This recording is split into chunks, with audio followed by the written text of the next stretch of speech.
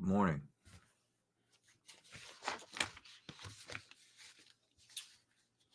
Happy Friday.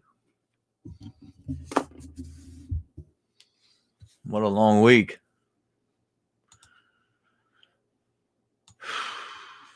We made it.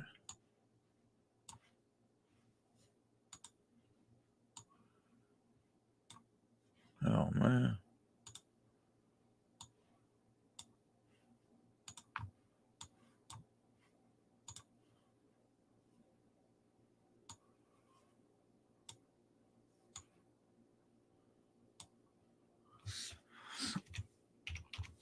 How's everyone doing this morning?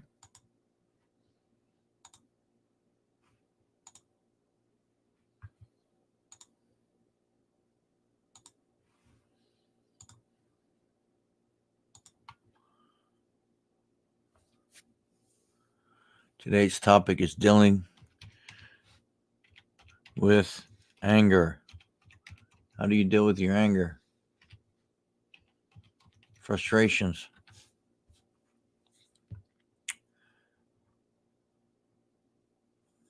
How to process rage.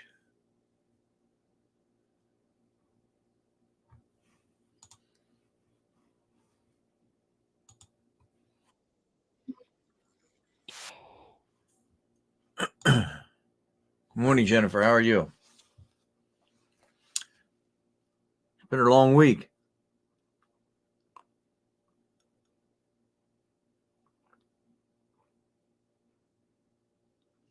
Getting back from vacation. Back in the groove. It's been tough.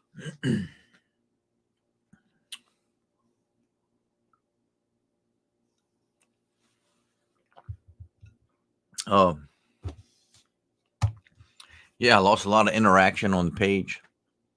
I don't know if you take a couple of days off, I guess you lose a lot of interaction. You know what I mean? I noticed that last night.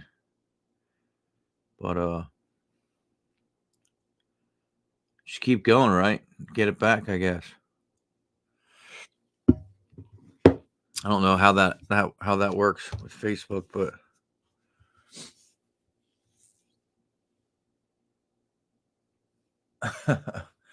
that's funny. Keep answering me out loud. That's great. But yeah, someone mentioned about how to deal with anger. So let's dive into that, right? How do we deal with anger? Probably the wrong way. Why do we let things get to us as much as we do? Like there's certain things that like piss me off, but why, Is it that bad? Is it really that bad to get that mad? I mean, do we overreact a lot? I believe so. I think that's part of my problem pretty much my whole life is dealing with my anger. And letting certain things bother me for who knows what reason. Maybe we'll find out today.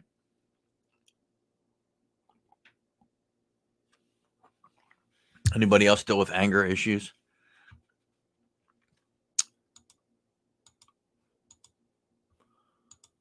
See what doctor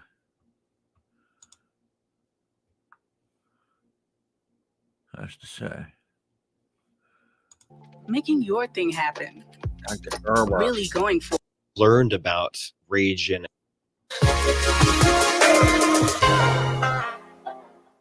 let me come back to the rage for a second because I would love to get your Oh, good morning, O'Sullivan. The anxiety presents anger. So you get angry from anxiety? Is that what you're saying?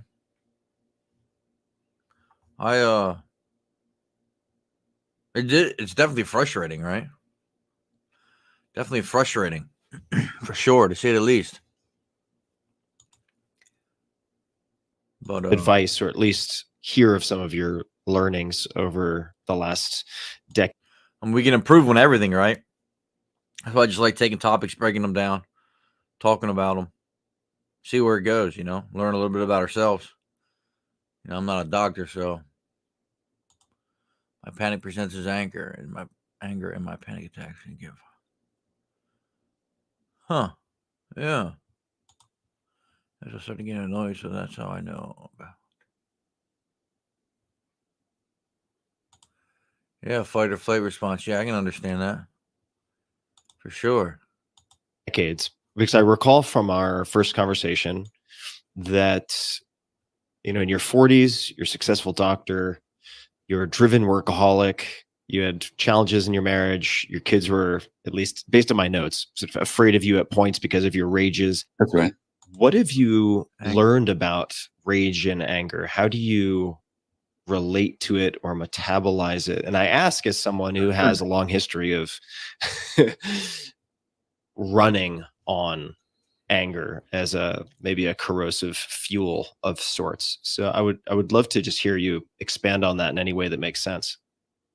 So there was a great neuroscientist. His name was Jaak Panksepp, Panksepp, who tragically died a few years ago of cancer. And he distinguished a number of brain systems that we share with other mammals. They include care. He capitalized these. So C-A-R-E, care. Then something he calls grief and panic. Then fear. Here you go. Care, grief, and panic. You guys say you get a lot of anger from anxiety. Lust, seeking, play, and rage. These are all brain systems that we have. They're all necessary for mammalian life. They're all necessary.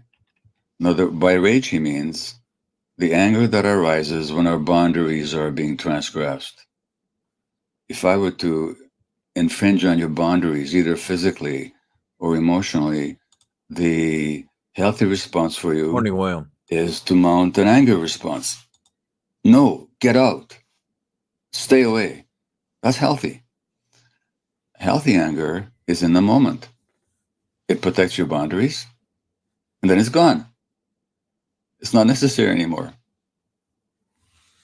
However, if your boundaries were infringed as a child, but you could not express it, it doesn't disappear. It gets suppressed.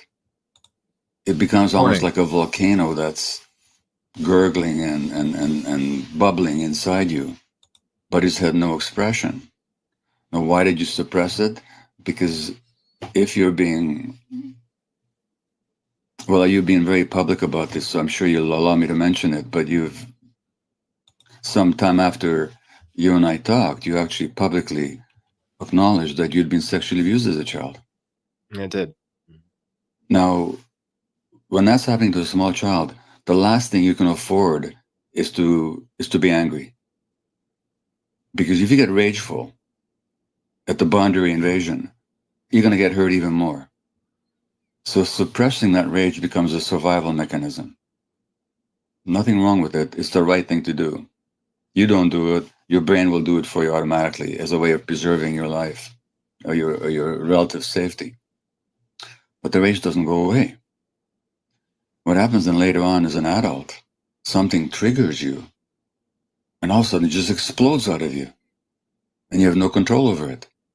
Now it's no longer a response, a healthy response to the present moment, but it's a response to the past. And just as my hurt and sense of abandonment and then rage was triggered by my wife not picking me up at the airport.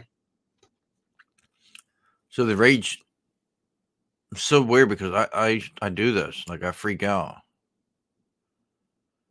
I get all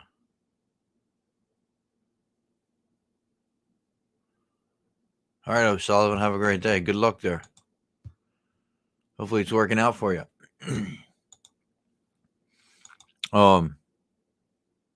There's so many times where I just like snap into rage, like anger over the littlest things.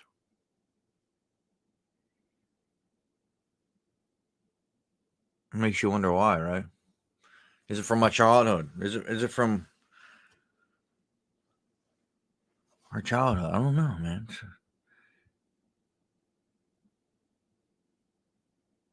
It's crazy. So a person's rage can be triggered by something relatively minor, but all of a sudden this lava flow just explodes out of you. And the difference between healthy anger and, by the way, suppressing healthy anger So funny. O'Sullivan just said that too, like a volcano. is also unhealthy for you. We can talk about that. But just as healthy anger expresses itself, does its job, and then it's gone, rage, the way, such as I'm describing, such as the way I used to experience it, and probably as you used to experience it, the more it explodes, the bigger it gets. That's what happens to me. It It doesn't keeps pass through. recruiting. Sorry? No, I was just reinforcing that by saying, I've worked with certain therapists who have said, punch a pillow, express the rage, let it just pass through you like the wind. But that isn't, in fact, what happens with me. And I know I'm not the only one. It actually magnifies and intensifies and extends. Well, punching a pillow when you're angry, out of rage, and you get angry over something you have no clue why. Punching a pillow ain't gonna help do shit. I mean, there's a deeper issue, right? There's some kind of trauma or some kind of issue deeper than punching a punching bag or a pillow or somebody else, right? There's a deeper issue than I don't think punching a pillow is gonna fix. Ends this feeling. Exactly, because it recruits more brain circuits into its service. So that's the difference between healthy anger on the one hand, which is an essential boundary defense. And by the way, so much parenting advice in this culture tells parents to force kids to suppress their anger. Really unhealthy advice. And there's healthy anger, then there's that rage that you and I have both experienced.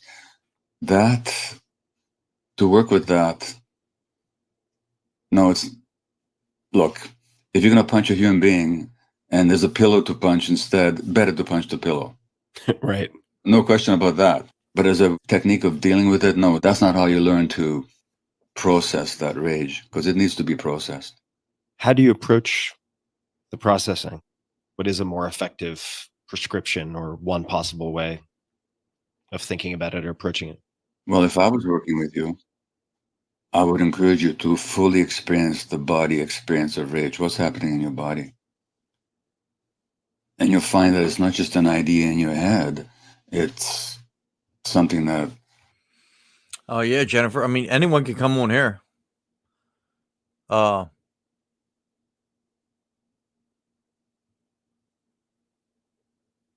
I mean, I anyone can come up here and express any emotion they ever want or feeling or story. Just let me know. You don't need to have your microphone on. I mean, you need your microphone. I'm sorry. You don't need to have your camera on. Like, let me show you here if I can turn mine off.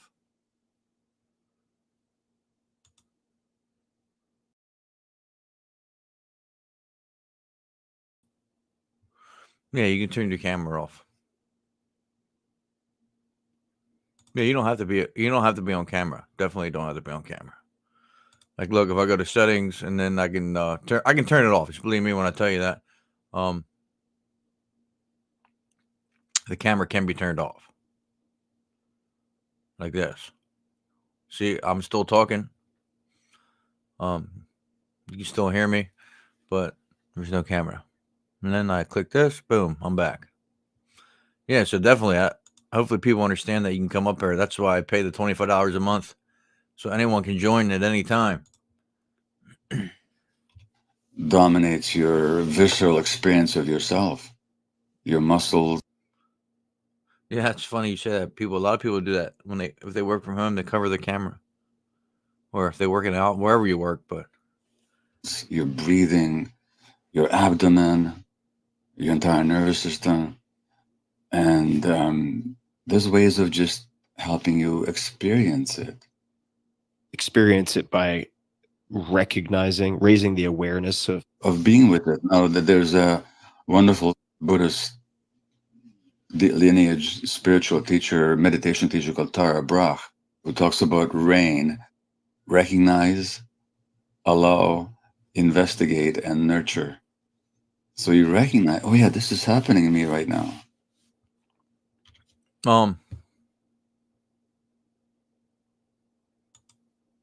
Wait a minute here.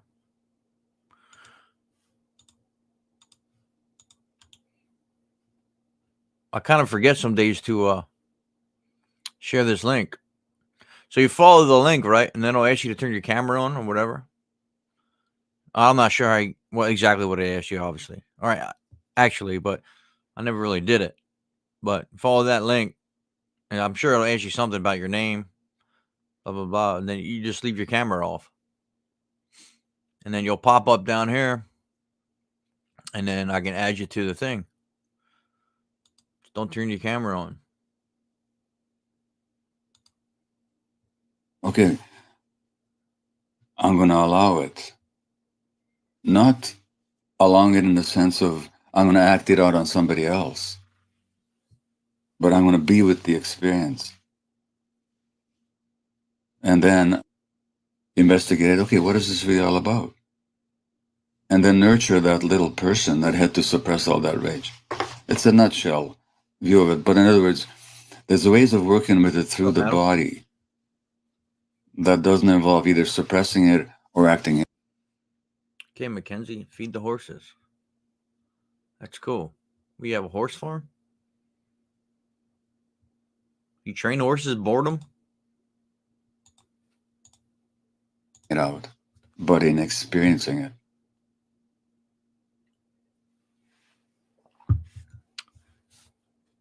Okay. There's a little bit about anger here. Dive into this a little more. I didn't get what I wanted out of that.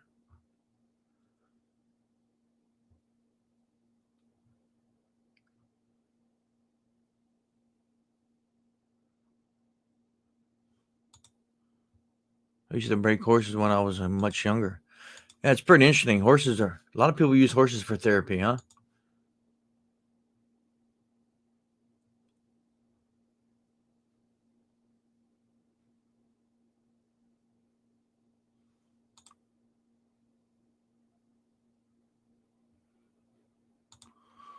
I read a stress-related book, and apparently stress can reduce your life by 20. Yeah, believe that. Let's see what the guru says, right?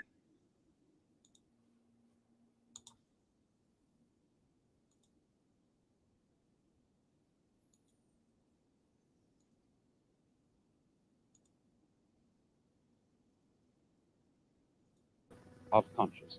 Sadhguru, my question is, This guy's a beast. I like this guy. I think he's very intelligent. what are we Way supposed smarter to than do me. when we are angry? And internet for some reason. And how to deal with deep-rooted anger? It depends who is the victim.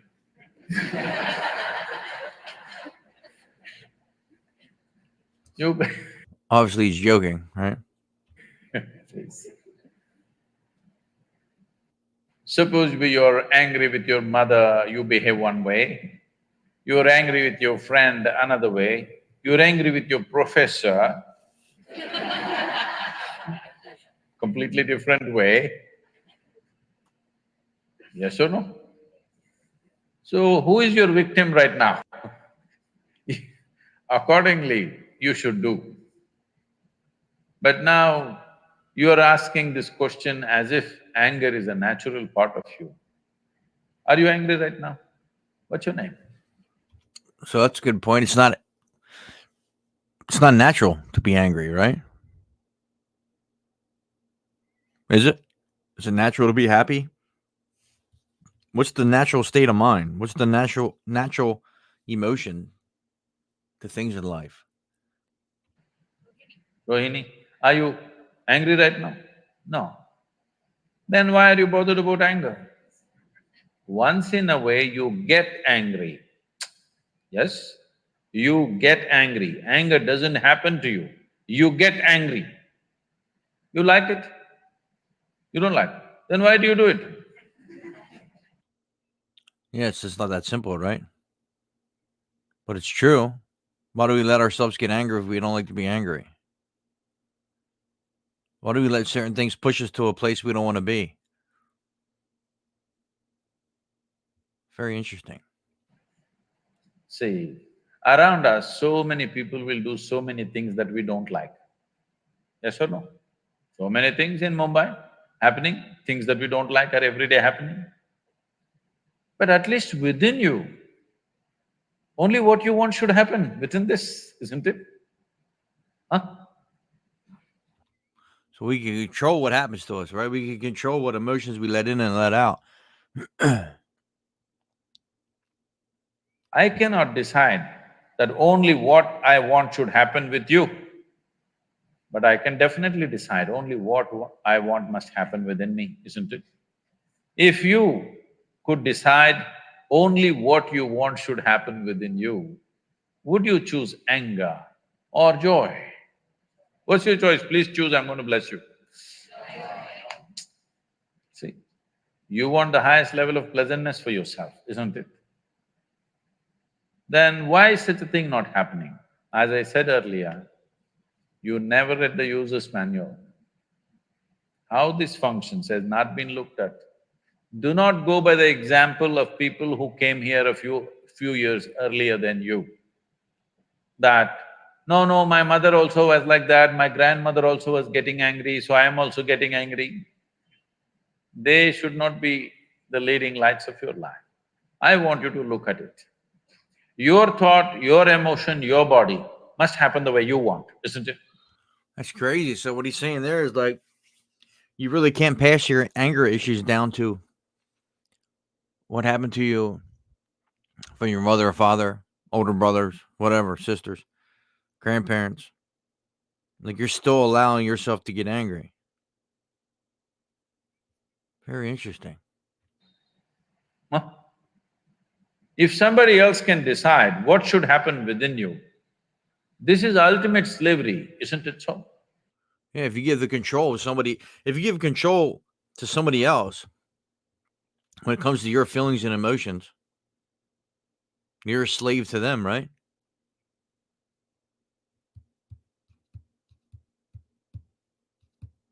So take work, for instance. We're already slaves, right, to society. I mean, we already know that, right? If not, you should do some research. But yeah, we're all slaves to society. Now you're a slave to somebody else in your personal life. You're letting someone else dictate your happiness and joy and sadness. Why? Right? We have control of what bothers us. We have control of how to handle things. Why do we let somebody else in control? And when I ask these questions, I'm speaking to myself as well. You know what I mean? Just saying, I'm learning. It's just like my own therapy sessions in the morning, I guess. Hopefully it helps you as well. But yeah, just trying to figure out life. It's very interesting to me. What better time to do it than 4:24 in the morning? What happens around you, maybe we can decide. But nobody should decide except yourself what happens within you. Yeah, you can't control everything around you, right?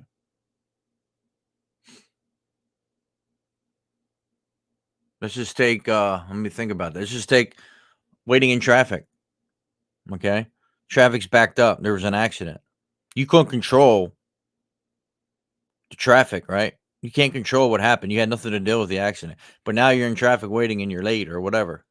You know, we all get pissed off when we can't control the situation because we didn't cause it. Right? We had no control. We had total no control of the situation. We were just minding our business, going about our day, going the direction we were going, and there's an accident. But yet we get so angry. It was not in our control to begin with. But now that we're waiting in traffic, we can control the way we address the situation, right? That we do have control of. You don't always have total control of everything around you, right? But you have control of how you let it bother you. If you decide, you would keep this in the high state of pleasantness for sure. You wouldn't be battling with anger. It's not just about anger, fear, stress, tension, don't address them separately. Essentially, your mind is not taking instructions from you. Why? Because you don't know where the damn keyboard is. Jennifer, I see you. I'm gonna I'll add you to the stage, right? Your camera's off. Can you hear me?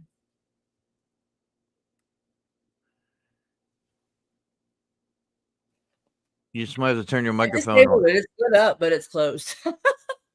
Yeah, I can hear you. Can you hear Can me? you hear me?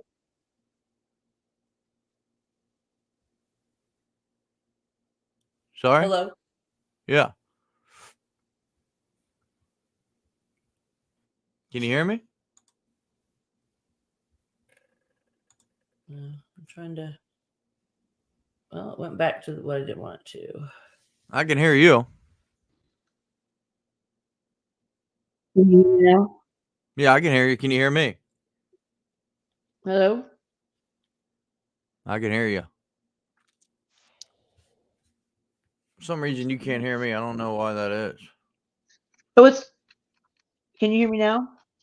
Yeah. I can hear you now. It's All because right, cool. my speaker is like, it can be a plug. It's a Jabra speakerphone. Oh, I'm in tech, so I'm always on meetings and calls, and so I have to adjust it because like right now I have it on Bluetooth. oh yeah, that's probably why then. Yeah, so I just But got it yeah. fixed. Well, thank you.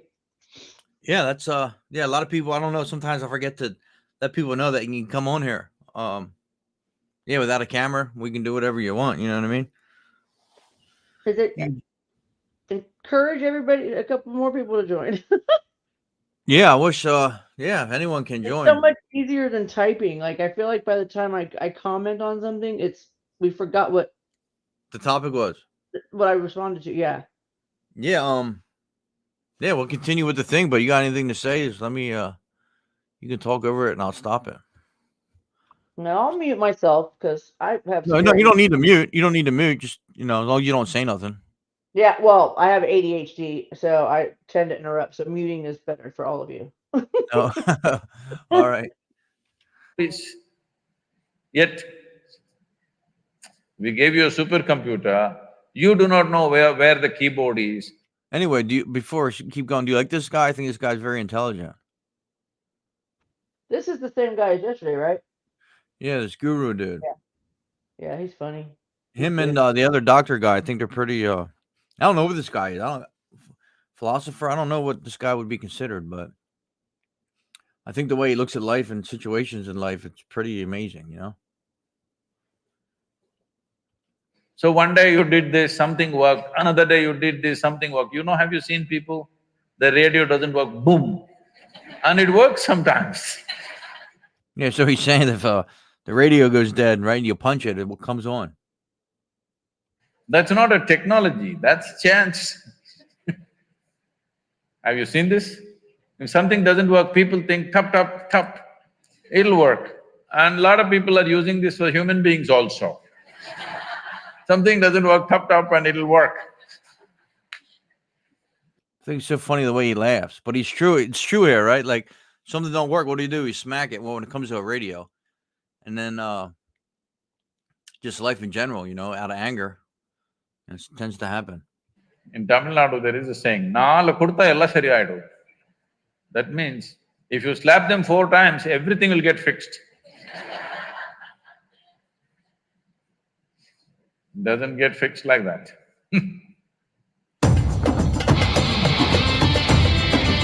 Was it?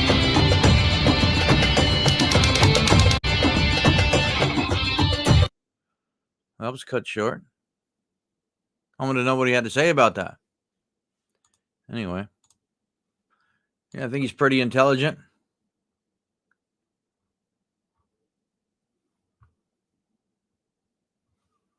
Let's see what we got next there. If you ever have a video you want to share, let me know as well. You can share it in the comments, and then I can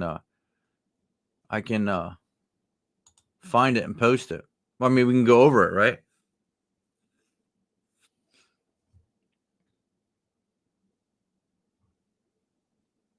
By the way, happy Friday. We made it. What a long week.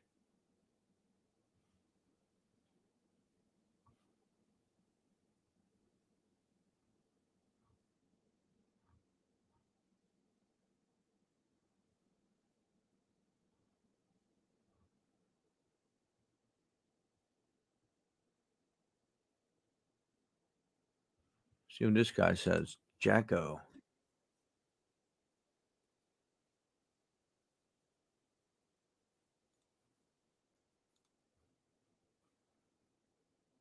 If anybody else wants to join, here's the link as well. I kind of forget to do that in the mornings now. Go to StreamYard. You can come up like Jennifer did without your camera on. Don't matter. Yeah, I'm on my insomnia kick, so this is Oh, you're still up? yeah, it's the third day, second night. What? Mm. You haven't slept for 3 days? No, I haven't slept for 2 nights. Today's day 3. 2 So, nights. You have been up for like I 48 hours? woke up Wednesday morning, and I haven't been back to sleep yet. Yeah. What keeps you up at night?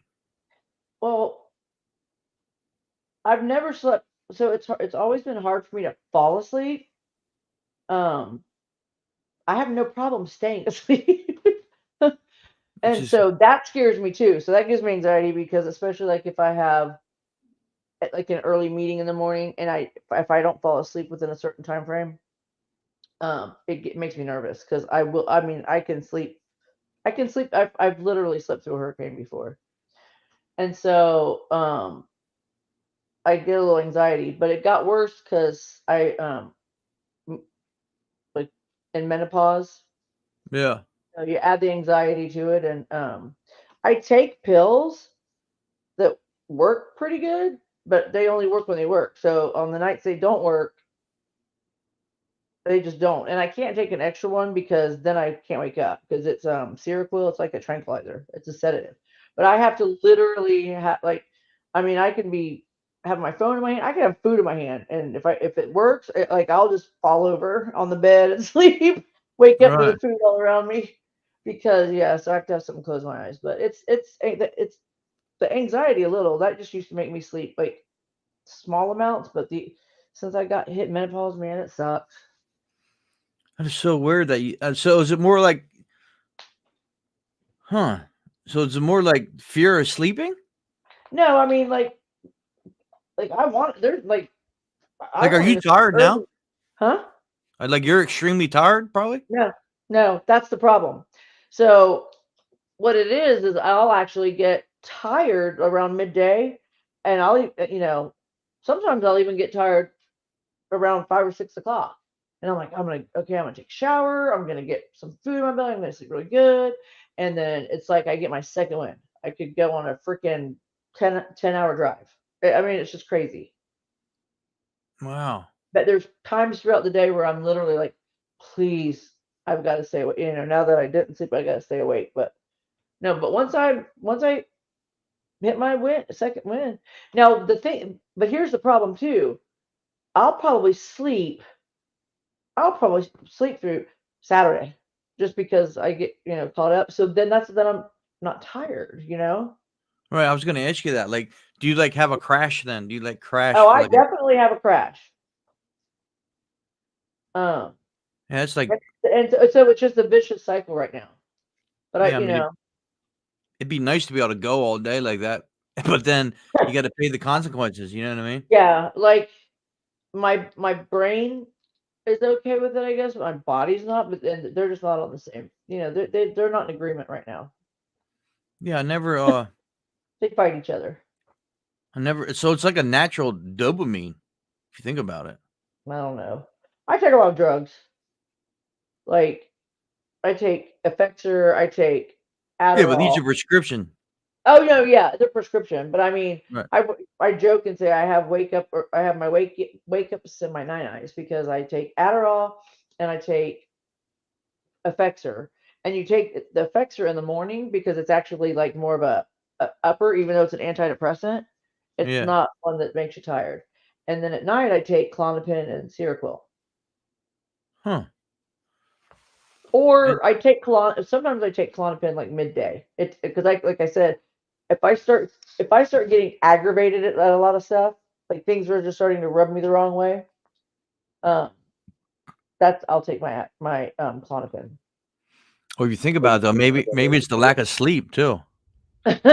Well, I haven't always had this, and I never it took me a long time to realize, with my psychiatrist, went through a lot of stuff, and it took me a long time to realize that the anger or the bouts of crazy, for lack of Yeah. a better term, Right. were how my anxiety presented itself. So I mean, but like it was just, you never knew. Like I could literally come up. I have two daughters. One will be 24 on Tuesday, and the other one's 21. And I was a single mom from 2008. Um, and I pride myself on the fact that we lived in gated communities. We lived in 2,000 square feet houses. Like I felt like I took, my goal was to take really good care of them. And, so I expected them to do a little bit, maybe empty the dishwasher or something. But, I Hmm. could come home one day and the dishwasher not be done and the dishes full of sink. And I just walk, oh, they'll do it when it's time. And another day come in and there'd be one bowl in the sink. And I'd be like, what? Why is this fucking house such a, you know what I mean? Yeah. And they would be like, and my youngest would be like, okay, this is the crazy side of my mom. And my oldest, because she's got really bad anxiety too now, we see it. But she would engage, and I would say, don't like stop. But Right. she loves a challenge. Yeah, it's true. We Now you bring figured it that out. up. I'm like that too. You know what I mean? Like sometimes you come home and you're in a good mood. Sometimes you come home and you're in a bad mood. Is it because of the day you had at work? You know what I mean? You just bring it Yeah, home with and us. I can tell the difference between those. Like this is just literally for no reason. I mean, you can if you're chewing your food the wrong way, Oh like my out, god. like yeah, that's my anxiety. If I have a bad day and I just come home and I'm just not feeling it, I don't get angry. I just am like, oh God, I'm exhausted. That is so funny you say that though about chewing your food. I'm the exact same way. Oh my God, my family swears I have something called misophonia. I mean, if you're biting your nails, if you're picking something, I mean, I literally had to walk out of a restaurant one time because the guy at the table next to me was sucking his teeth. And I was like, oh, I mean, like, Yeah. It's so but funny you yeah, say that 'cause, like at work, like we eat in the work trucks a lot of times, right? It's so funny. Just yesterday, this happened to me. Now it's so weird how this works, but anyway, there's a dude in the back seat. He's a newer guy, and he like couldn't sit still. Everyone else is on lunch. We're just like chilling. Everyone's doing their own thing, and this dude kept moving around, moving around, moving around, moving around. Like I'm like, bro, can you just chill for a minute? You know what I mean? right. Like, like I keep hearing you. You know what I mean? Like the Yeah, bag you had or you're whatever. making the seat It's squeak. so weird that you say that. It's like, why does that bother me so bad? Like, I can't sit in the truck on lunch and not have the radio on. Like, I can't listen to other people chew their food. Yeah. Oh my gosh, it's so bad. Like, so my sister, she sounds like a cow smacking, but she has her mouth closed. And I'm like, like, what do you just have tons of spit in your mouth? I can't explain it. And she's like, I'm just trying to eat. And Yeah, what do you unfortunately, huh? think it is? I didn't mean to interrupt you, but what do you I think don't, it is that I frustrates mean, us so much? there's literally a disease called misophonia. Like I can't stand repetitive noises, like somebody clicking their pen. I'm telling you, I will walk up to a stranger if they have a piece of gum in their mouth and they're popping it. I will walk up to a stranger and snap my hand and put my hand in front of snap my fingers and put my hand in front of their mouth for them to spit it out. That's so funny because some days though it don't bother me. Yeah, yeah. Sometimes I don't hear it. It's when like it doesn't stand out. It always bothers me. It just doesn't always catch my attention as much. Yeah, I guess you're right. Yeah, Yeah, because some and my days, daughter is worse. My oldest daughter, she's worse than me. Because she'll be like, "Stop," and I'm like, "What am I doing?" She's like, "You're making a weird noise." I go, "I'm breathing, like I'm trying to live, not to die. This is required for me to live." yeah, it's so weird that you say that because, well, it's not weird, you know what I mean? But how there's the connection there, like, I have the exact same issues or whatever you want to call them. I don't know if they're issues, problems, pet peeves or what, but that is one of them. Like chewing ice is another one. Oh my god! And I see, and the funny thing is I chew ice all the time because I have this little portable ice maker that is the Oh best yeah, ice true. ever. But I don't like to listen to other people chew ice. Right. I'm trying to think what else is like that that really bothers me. That's one of them, definitely eating. Yep. It's just I so can't weird. stand it when somebody sits and shakes their legs constant, Oh yeah, Yeah. yeah. I know what you mean. like especially if they're sitting on like the same couch as you and Yeah, I'm they like that too. That is so I'm funny. like, go sit somewhere else. Like at work, like I have a little desk I sit at, and then there's like other chairs and stuff. And if people are like tapping or like moving and the floor, and like you know what I mean, you can feel it. It's so funny you say that. We have the exact same Yeah. personality or whatever. I'm totally remote, so I don't have to deal with that. But It's so weird. I'm trying to think now. What else bothers me like oh that? my god, everything. Like it just depends. It has to catch. It has to catch my. But certain noises I like repetitive noises, because like my ceiling fan, Yeah, it's not super loud, but it's got a nice little rhythm, and I can't sleep without it. that's so funny. I'm the same way. I sleep with a fan. Yeah, It's not a ceiling fan, but it's on the dresser. You know what I mean? Like a box fan. yeah, kind of, but it's like a tower fan, I guess you would say. Oh, okay. Like my friend who like she's very well. She owns a bar. Like she's done really good for herself and has a nice house, and she has ceiling fans. But she can't sleep without the sound of a box fan, Yeah. and so she always has one on this. She puts it on her dresser, and it's like all Yeah, night. that's so bizarre. I think my brother's like that too when it comes to like we had this conversation before about eating and stuff and being around people that do that. I don't know, it's so frustrating sometimes. Yeah. Some things just annoy the hell out of me. And- Like, you know, another thing is that someone is on their phone and like they have the volume up real loud and they don't turn it down. You know what I mean? Like if you're watching like something on like Facebook or wherever you're watching it on, oh yeah. and the whole room has to hear it, and then it goes Yeah. on for like I can understand like a couple seconds, and you turn it down, but it goes on for like a minute. It's like, bro, like, I don't need to hear what you're listening to.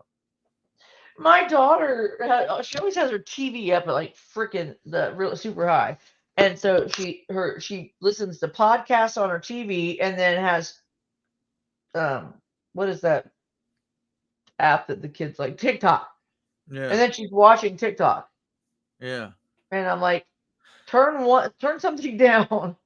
yeah. It's so strange, you know. You think you're alone with that shit? You're definitely not.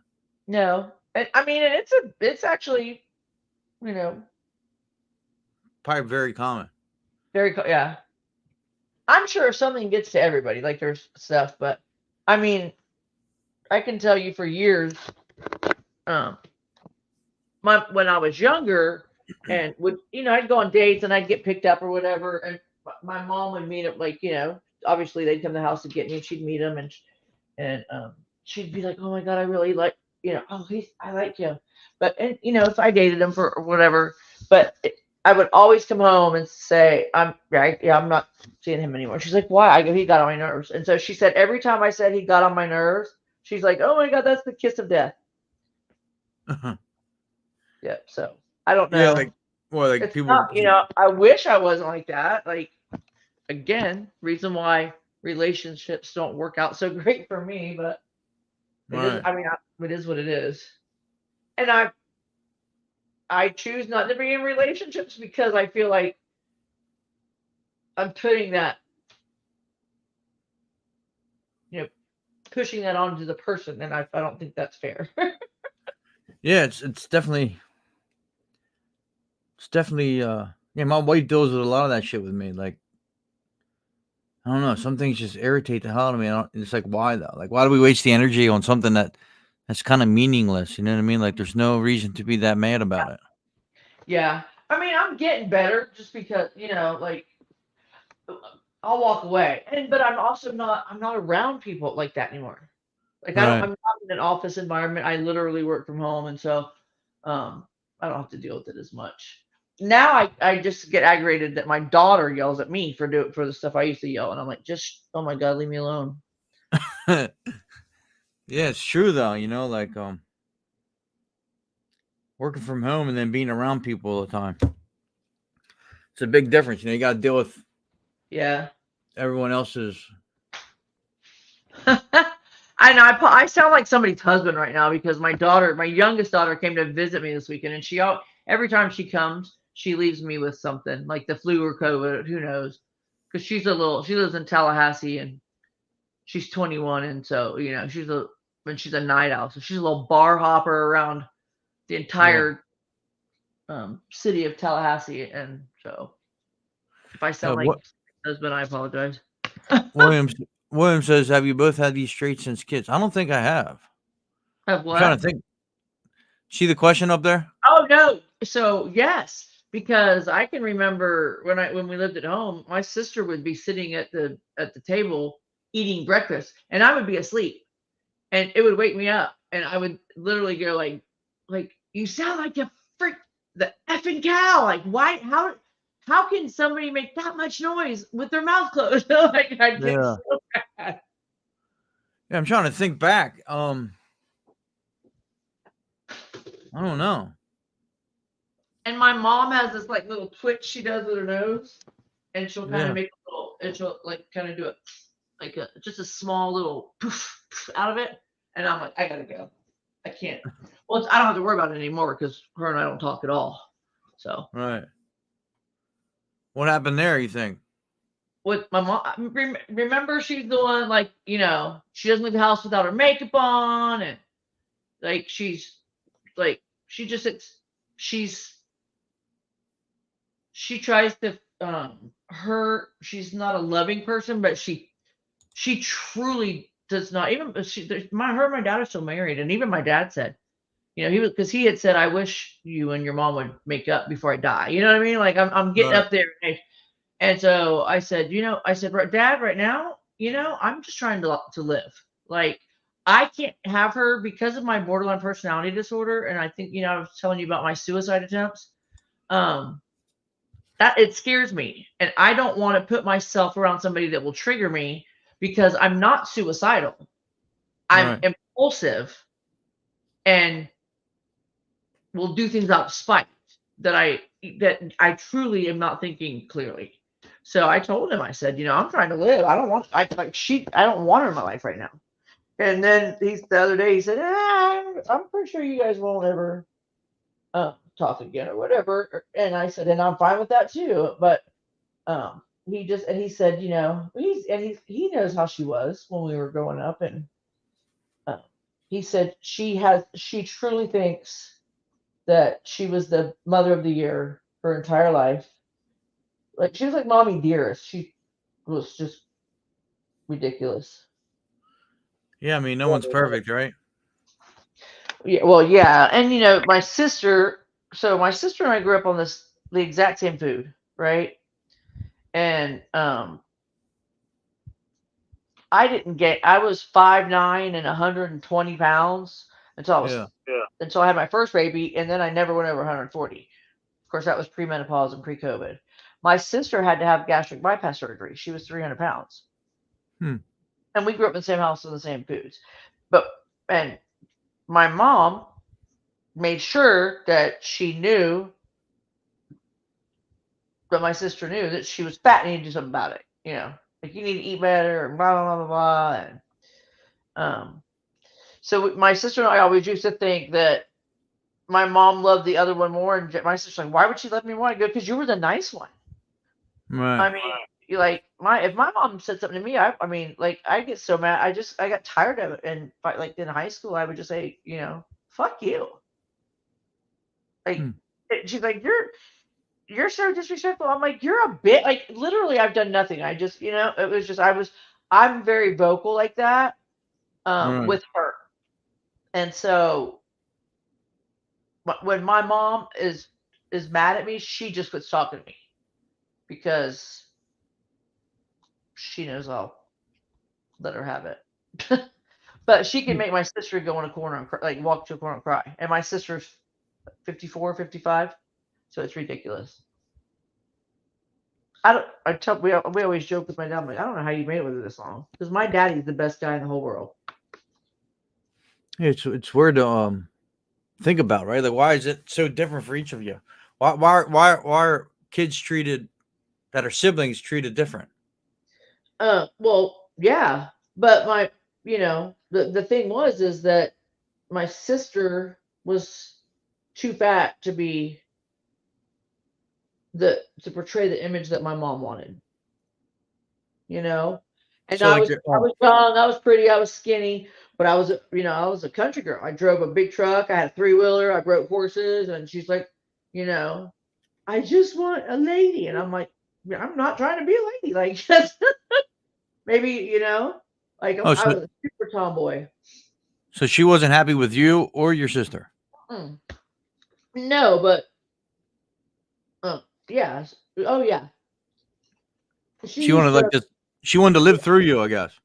well, and she would tell us how to tell me how to dress and stuff, and um. So when I had my kids and she'd say something, I'm like, nope, you're not gonna ruin them, you know. So I don't want to sound like I'm bitching because she gave me a good life too. We just are toxic. We're also best friends, but she can literally cut somebody out of her life, either for her entire life or for years or months. She has like blood or not. Hmm. Her father pissed her off, and he didn't even do anything to her. It was something that he did to her sister, so my aunt, and it was because my grandma and him got divorced, and he was supposed to pay for my aunt's wedding dress, and we left town and didn't do it. So she never talked to him again until the day he died. Now he lived with my aunt in his last years. He was in a wheelchair. My aunt came home and he'd fallen out of the wheelchair in the bathroom and died. And my mom laughed. Said, "That's what you get for having him in your damn house." Like she's just like that's how she is. Wow. She can fold fitted sheets, so she's clearly the devil, Hmm. So strange how like you think it's because of her like past trauma? Um, I mean, obviously, where do you where do you learn this stuff from? I don't know, because I don't know where she would have gotten the trauma from, because my aunt, it was just my mom and my aunt and my grandma, and my aunt said she was always mean. Like my grandma had a journal, and so I'm gonna read it one day. I don't want to do it yet, but there's a lot, it's a lot in there about how heartbroken she was because of how mean my mom, because again, if you didn't fit up to her standards, she was, and she's like, my kids have good friends, you know what I mean? Best friends. There's one that my mom loves. That's like the bonus. She's like my bonus baby. But like Gabby's friends, and the one of them, she did nothing. She's beautiful. She's skinny. She's fun. She's like my bonus kid, and it is so uncomfortable if my mom is around her, because she makes her goes out of her way to make her feel unwelcome, and she does that for lots of people. Why is that? Because she's a bitch. I don't know. There's got to be something there, though, right? I mean, I don't know. Yeah, I truly listen. I've talked to my aunt before, and she's like, I don't know, and maybe it was her dad leaving. yeah, Maybe that grudge that she held could have just carried on for life, but because You know? I mean, as humans, like me and you can experience. I said this before, I talked about this before. Me and you can experience. Say, me and you are brother and sister, right? And our parents get divorced, right? It might not bother you as much as it bothers me. So we, as Right. individuals, we can see the same thing, go through the same thing, and react different from it. You know what I'm saying? Right. Yeah. Yeah. So maybe what? So your grandfather left your grandmother? My mom's dad. Yeah. Well, they just got divorced, or They got divorced. Mhm. He left her and married somebody else. and what?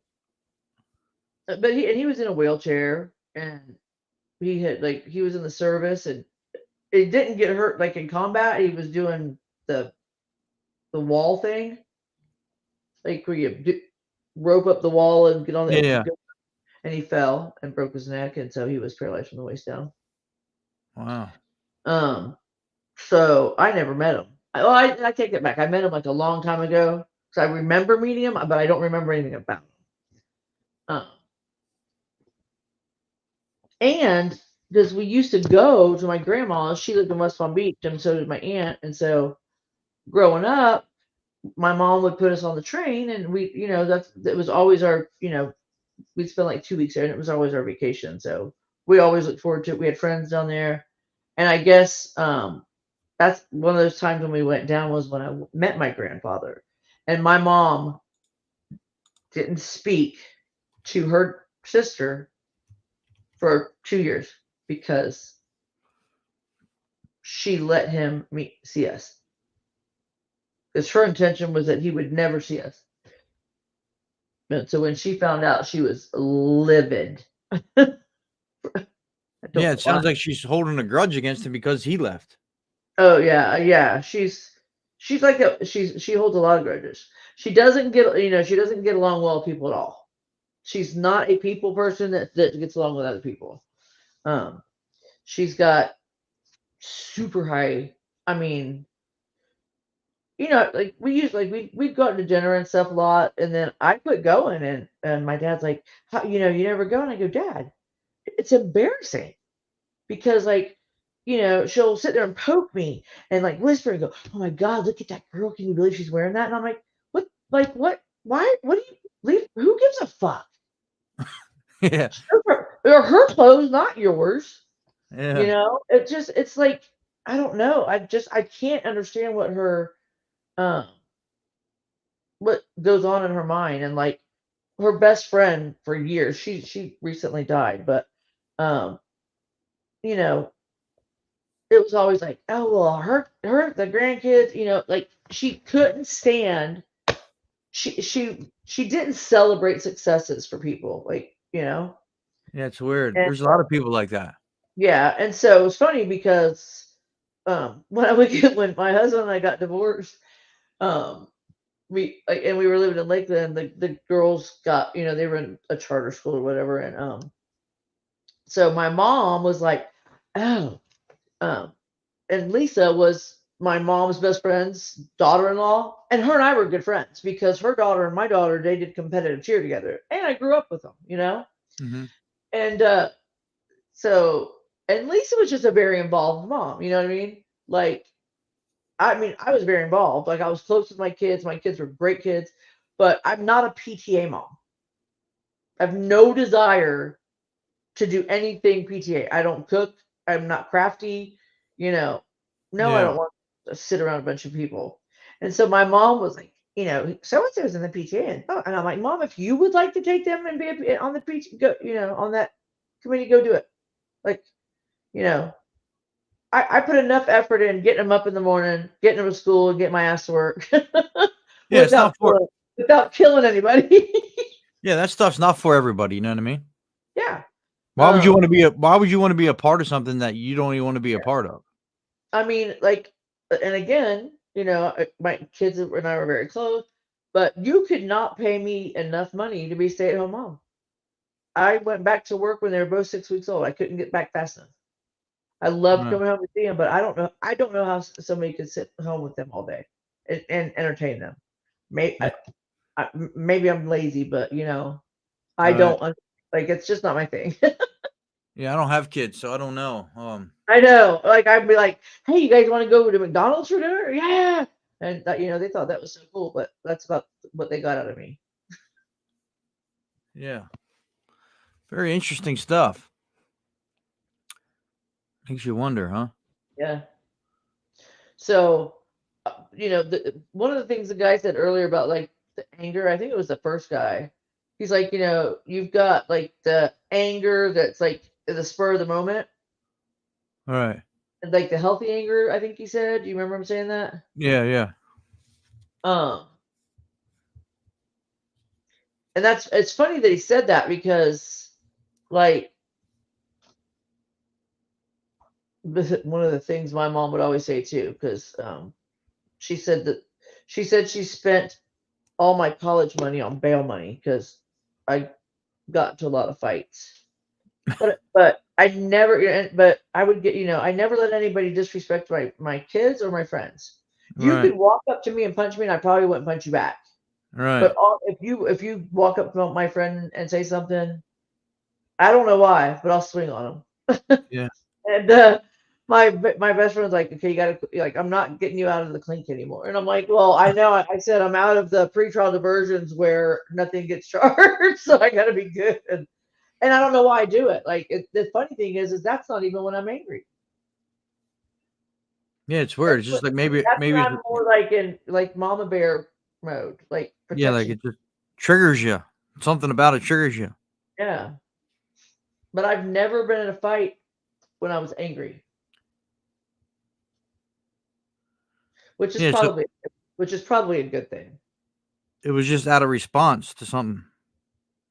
That's a good point you make there. Like, how many times were you truly angry where you just If were I would have true- fought people angry, I would have probably ended up hurting them a lot really bad. Because I mean, this is just, like I said, this is a small town country. We grew up like, yeah. we grew up tomboys, so it's weird. It doesn't make sense. Like if I tried anything now, all I'd break is a hip. Yeah, we're getting too old for that, huh? Yeah,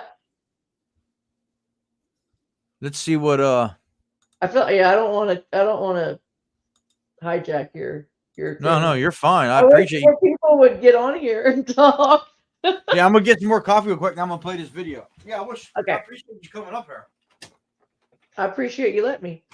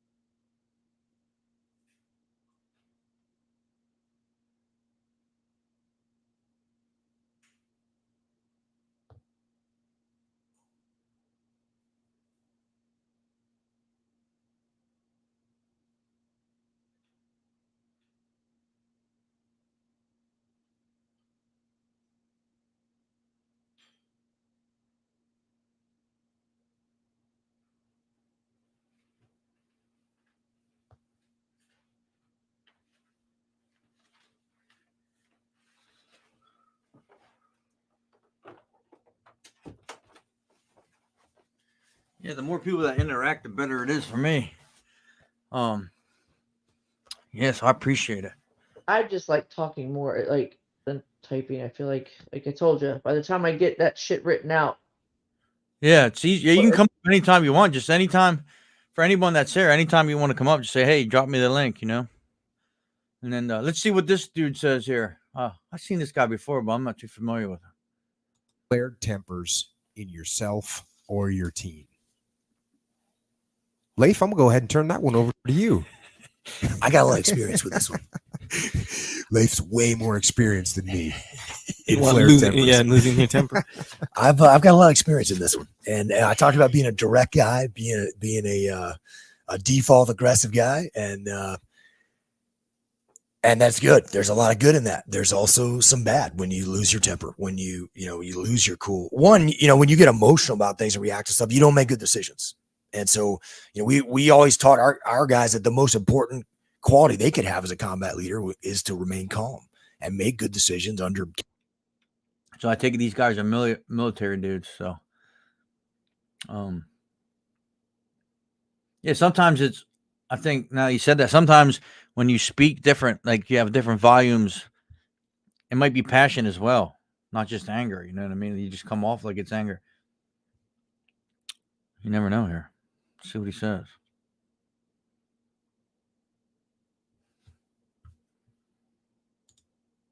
I don't think, raising your voice or getting excited about something is 100% anger. Chaos and pressure. So that doesn't happen when you lose your temper.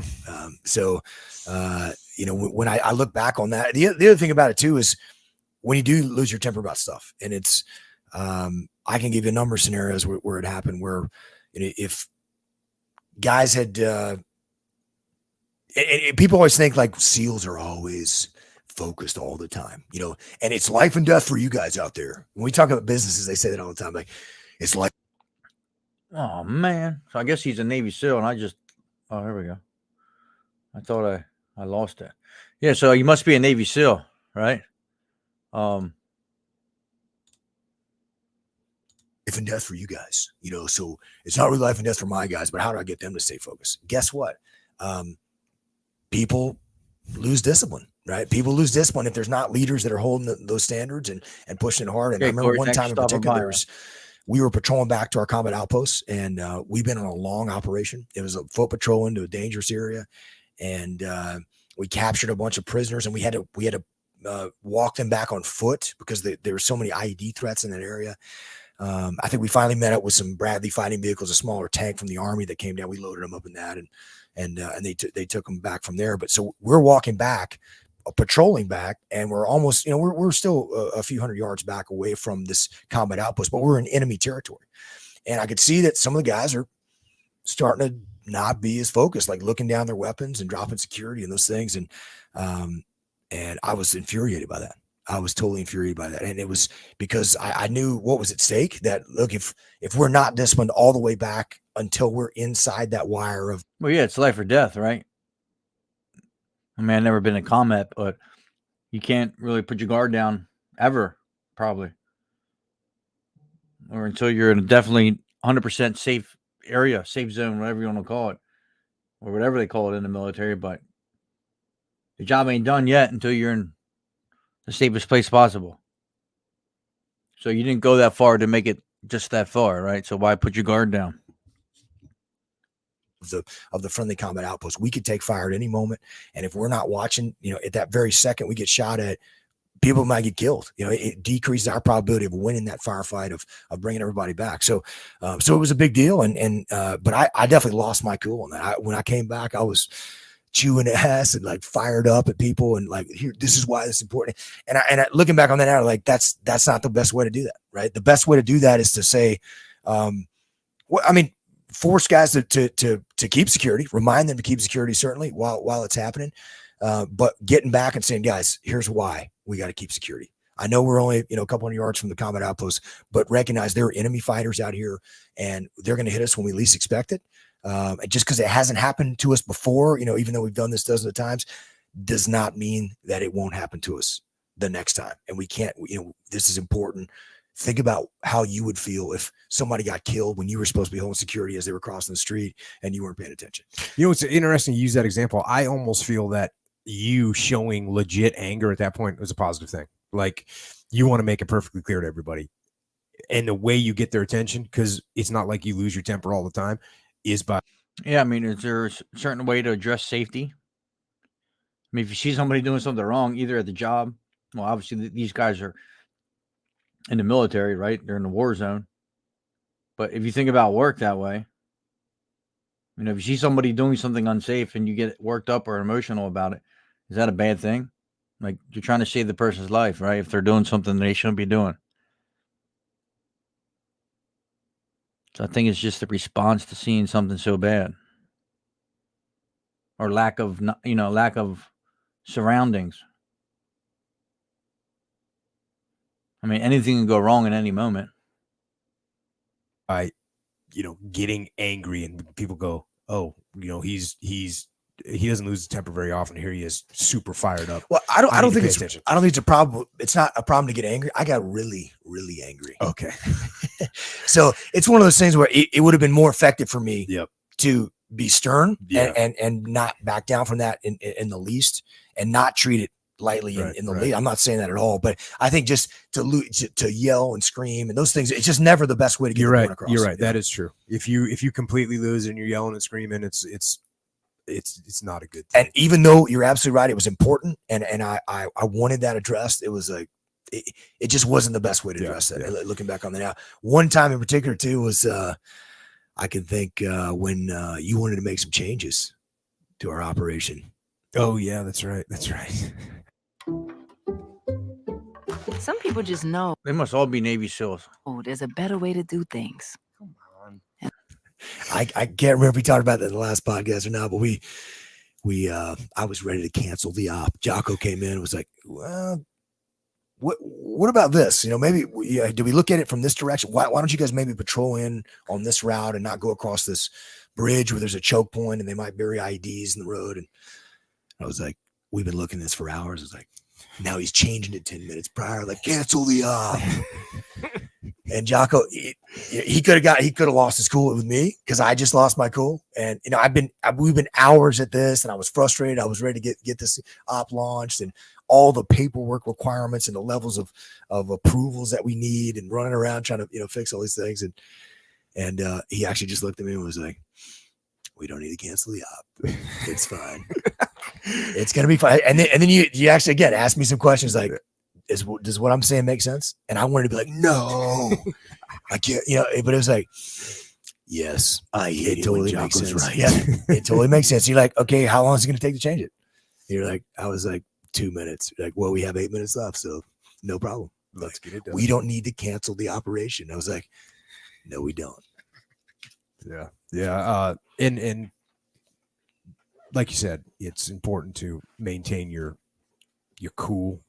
And the way I do that is by being detached. Talk about it all the time. In that situation, when you got all fired up at me, I was like, okay, Leif's getting fired up. And I didn't think Leif's getting fired up because he's immature or because can't control himself. I thought to myself, hey, you know what? He's been working on this all day.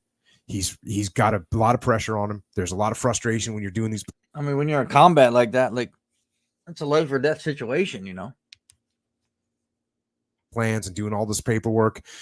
I understand where he's coming from. Let me give him some space, let him vent a little bit, and then let's reapproach this thing. That's how I'm coming at the situation. So how you handle it though is perfect, because had you blown back up at me, which is what the natural human reaction is, right? Then I get mad. We're yelling at even though we have I work with the public a lot. It's so funny to bring this up because that's what I do now. If someone comes at us and gets mad because we're on the road doing whatever we got to do, instead of having the same anger back to them, you just be really nice to them, and then you see how fast they change, right? But when you give it the same level back, they just keep it just keeps going. And then finally, it happened to me one time. Finally, the dude realized, he was in the wrong, and then the conversation went great. But it's hard for me to do, tremendously close relationship. We would have canceled the op. Yeah, it would have been a big deal. Or even if you end up saying, like, as so many leaders would do, like, you're gonna do it this way, and then I'm mad at you, and I'm all pissed off that you came in and trumped me. Oh yeah, by the way, what happens when something goes wrong on the operation? And I'm like, Jocko told us to do it. Told us to do this. And then you have those frictions. But the best thing that you did in that situation was you actually just smiled and laughed at me, like, just take it easy. Well, I didn't it's not that big of a deal. Yeah. So every situation is different, right? When it comes to dealing with anger.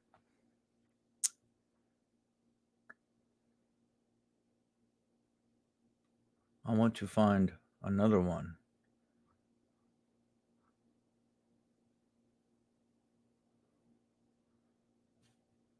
Who's ready for Friday?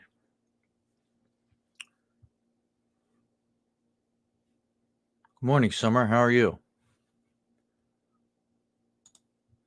That'd be nice. I wish I was just getting off work.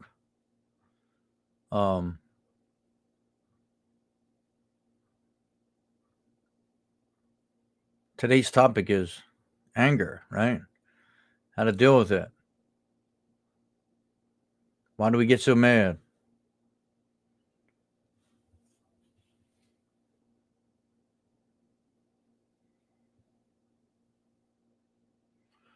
Let's see what the guru says on this one.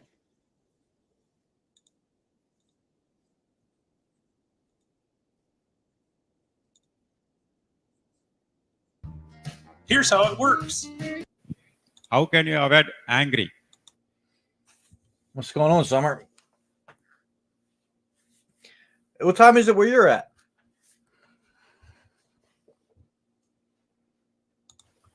How can you avoid anger?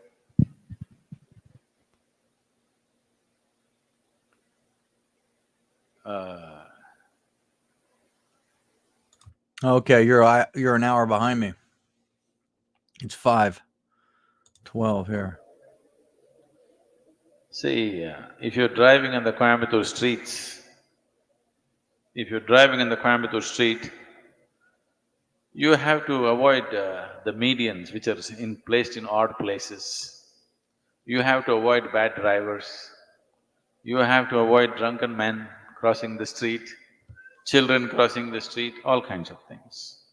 But when you're driving in Coimbatore street, do you have to avoid the moon? I'm asking you, do you have to avoid the moon? No, because the moon is not on the street, isn't it? So similarly, right now are you angry? No? Then why should you avoid it? There's no need to avoid it. It is just that you think anger is an entity. Anger is not an entity. I gotta listen to that again, because that didn't make But when sense you're to me. driving in Coimbatore street, do you have to avoid the moon?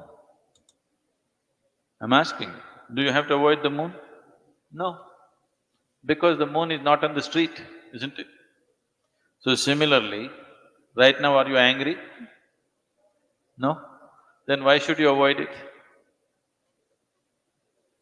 There's no need to avoid it.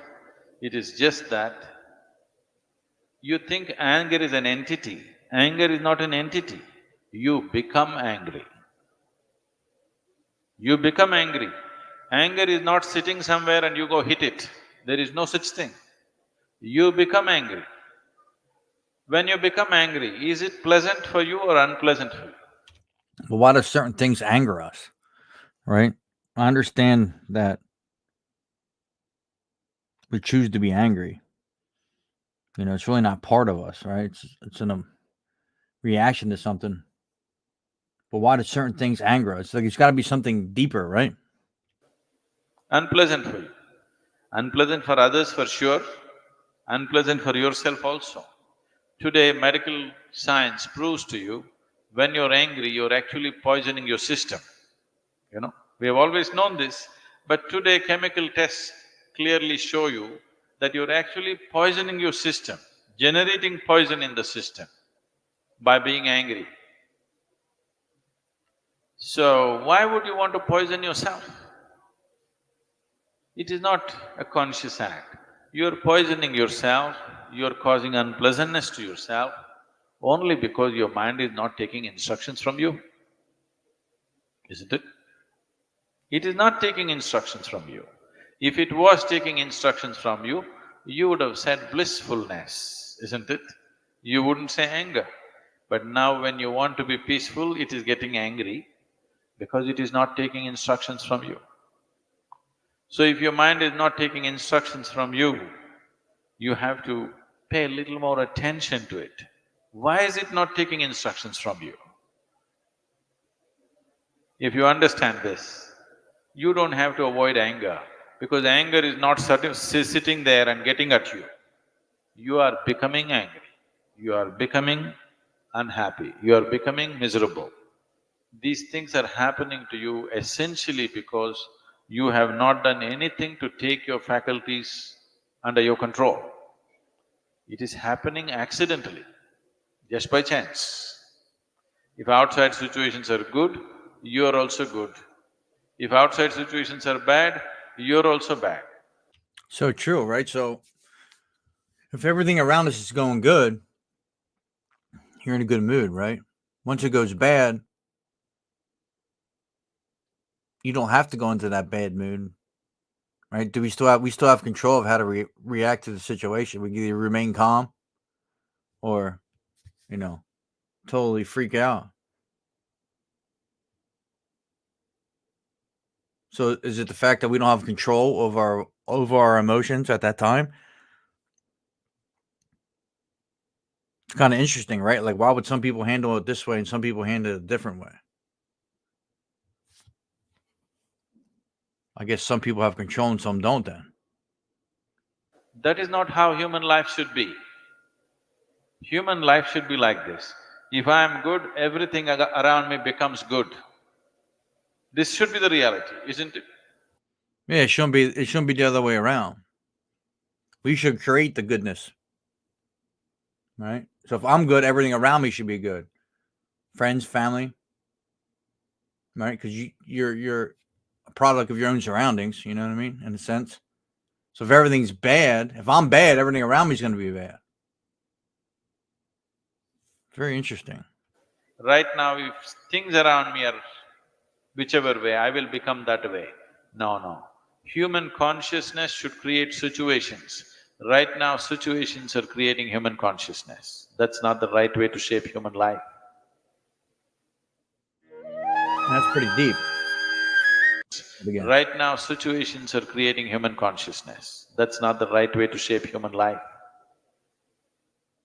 I missed that.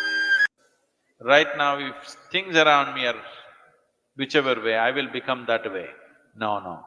Human consciousness should create situations. Right now, situations are creating human consciousness. That's not the right way to shape human life. Pretty interesting stuff. My respect from child, I was surrounded in anger in the home, at school, outside.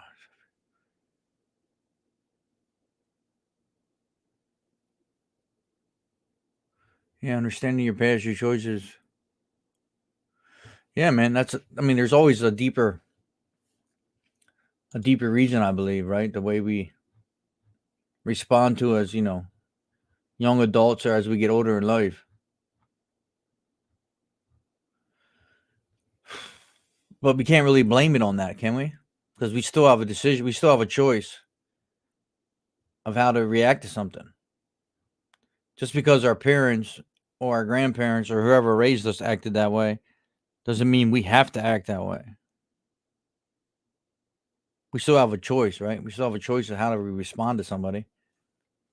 Maybe that's a normal response because that's what you're used to, but doesn't make it right. Interesting. So maybe we blame too much on our past. Maybe we don't blame enough on our past. I don't know. I think it's different for everybody, right? But if we keep blaming our past for our problems and don't do anything about them, what's the point? I mean, we can pass blame all day until we take accountability for ourselves and our anxious situations. Again, you could have the same, you know what I mean? You could take me and my brothers, different ages, right? But we grew up in the same kind of household. Now, the sad thing is we all have anger issues, or at least had anger issues. Yeah, so, but in other situations, not everyone in the family would have anger issues. It's kind of funny now that I think about that, but I don't know. Maybe it's our upbringing. It's not about blaming the past, but understanding how it leads to where we are. Yeah, I understand that as well. The past is part of who we are now, right? But like if you take it, like if you break it down though, and you have, it's just, I mean, it's all about how each individual person handles certain situations. Like you can't, like if you come from the same household of alcoholic father and it's you and your brother, and your brother don't become an alcoholic, but you do. Like how was that different? Right? Because he experienced the same thing you did. So he obviously made the decision not to become an alcoholic because he was raised by one. And he's seen the damage it did. While the other brother becomes the alcoholic. Why is that? Like, because we both see trauma different. You know what I mean? So we can argue that till we're blue in the face, I guess, but it's different for everybody. Everybody reacts different to situations. Like you said here. It's a very interesting topic, though.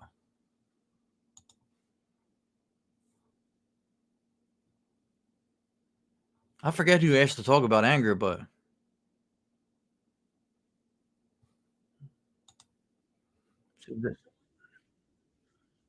I had problems with my anger my whole life. I still do probably.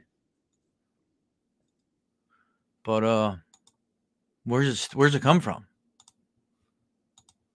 What's there to be angry about most of the times? Some of the stupidest shit would piss me off. Why?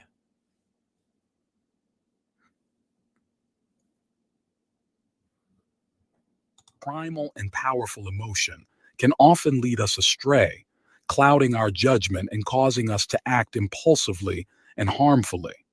It's a fire that, if left unchecked, can consume us and those around us. However, the Stoics were well aware of the destructive potential of anger and sought to provide a path to harness its energy constructively. One of the fundamental principles of Stoicism is recognizing the dichotomy of control, distinguishing between what is within our power and what lies beyond it. The Stoics believe that true freedom and tranquility come from accepting the... Who was the Stoics? Anybody know?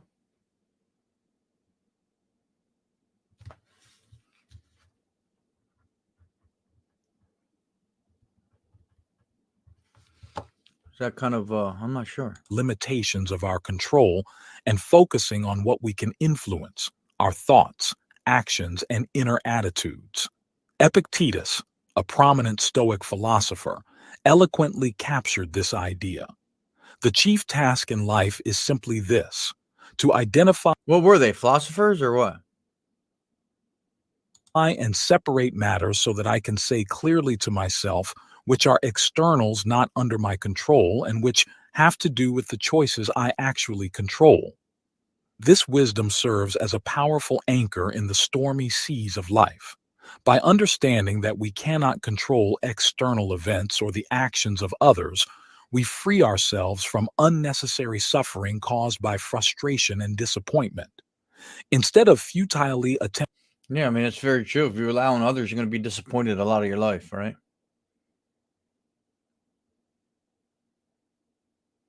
So a lot of our anger, frustration comes from other people.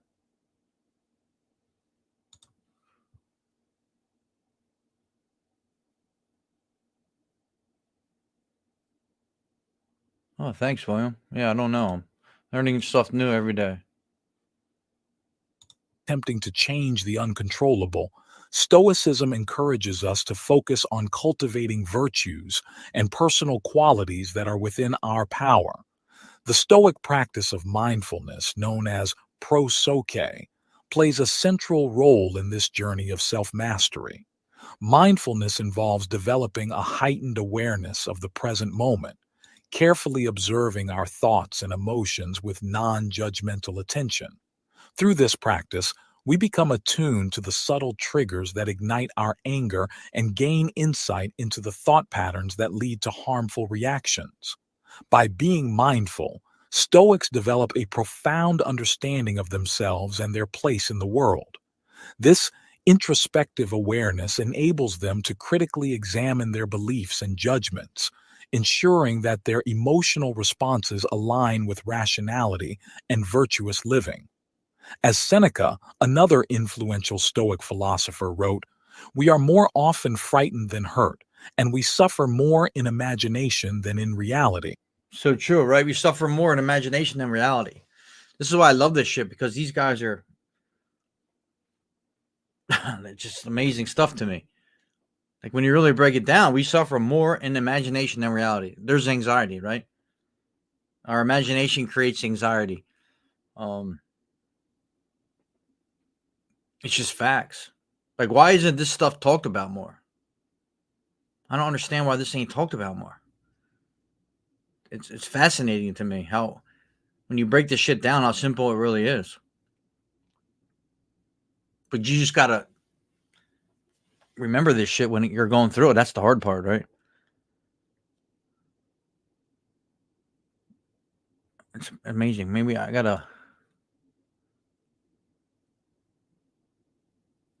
Yeah, it's a great quote, right? Just great stuff to me. I don't know. Furthermore, the Stoic practice of emotional distance allows us to navigate anger with greater wisdom and composure.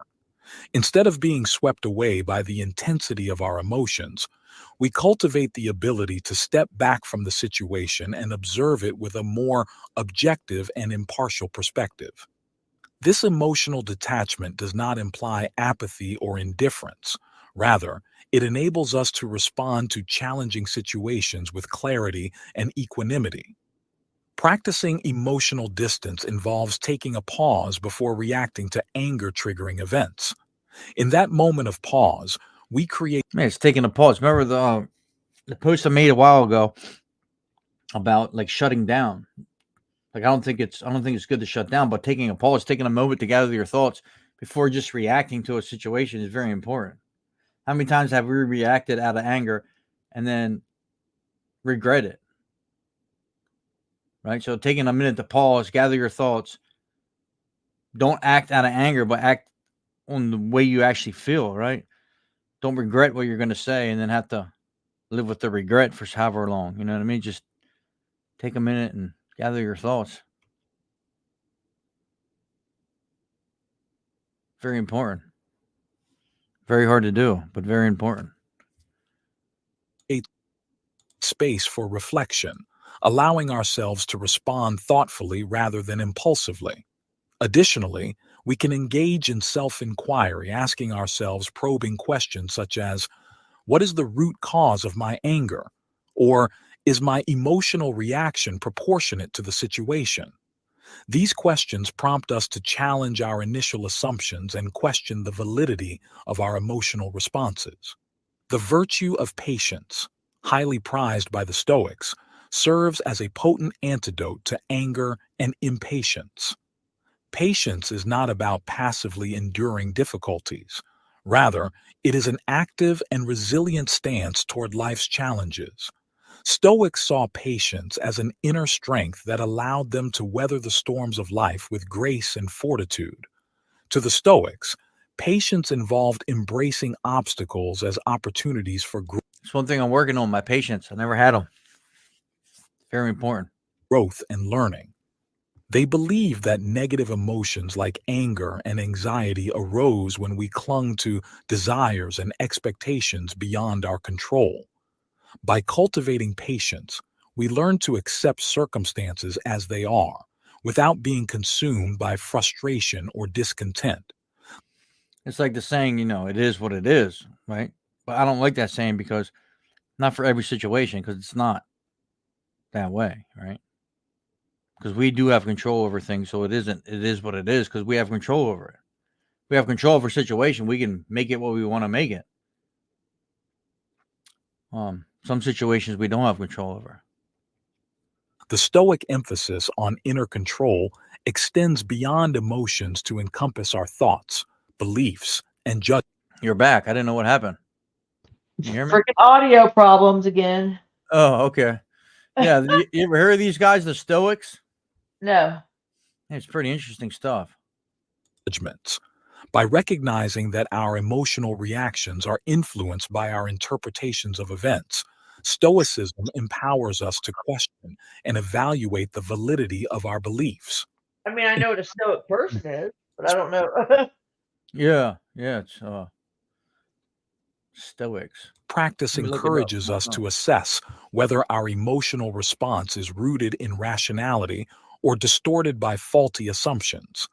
The Stoic approach to anger management is not about suppressing or denying our emotions.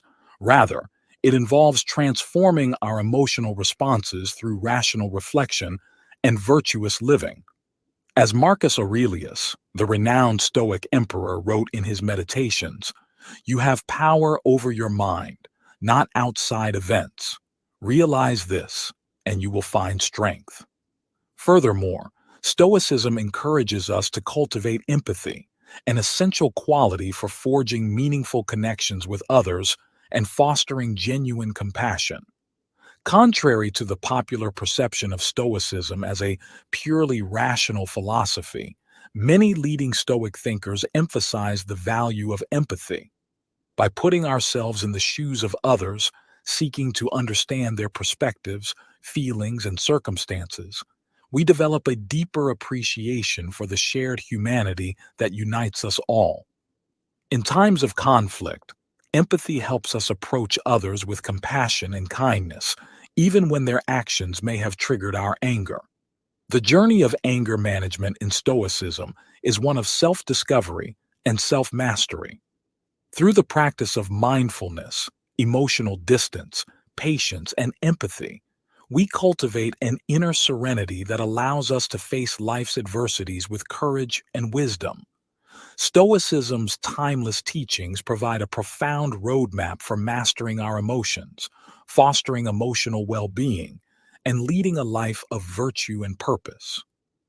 As we embrace the Stoic principles of emotional regulation, we find ourselves not only navigating anger more skillfully, but also experiencing greater fulfillment and harmony in our lives.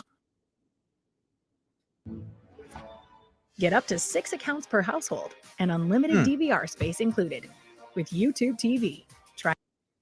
Interesting. We can't control it. Okay.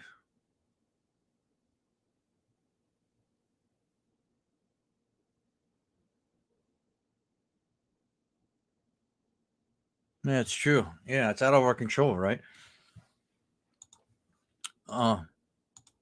It's pretty interesting there. I'm gonna look them up. I guess anyone can be a Stoic, right? That's just a way of life. Yeah. Can you hear me again still? Yeah, I can hear you. One of the things that I was asking when I couldn't be heard, and that's when I realized it wasn't working, was like, does anybody have any outlets that they use? Like do they work out? Do they, I don't know, like, Yeah, I think that definitely I'm helps. curious to know like what people turn to for outlets. Exercise. The doing this, it helps me. You know what I mean? Yeah, true. For sure. Talking about things, just get an Now, you understanding. doing this helps me. What's that? I said you doing this helps me. Well, I So appreciate that. Thanks for being here. Yeah, just talking about things, right? Letting them out, getting all the thoughts and emotions out of your body, finding an escape in a positive way. I think it's very important. Let's see what this guy says here. I never even really heard of this stuff.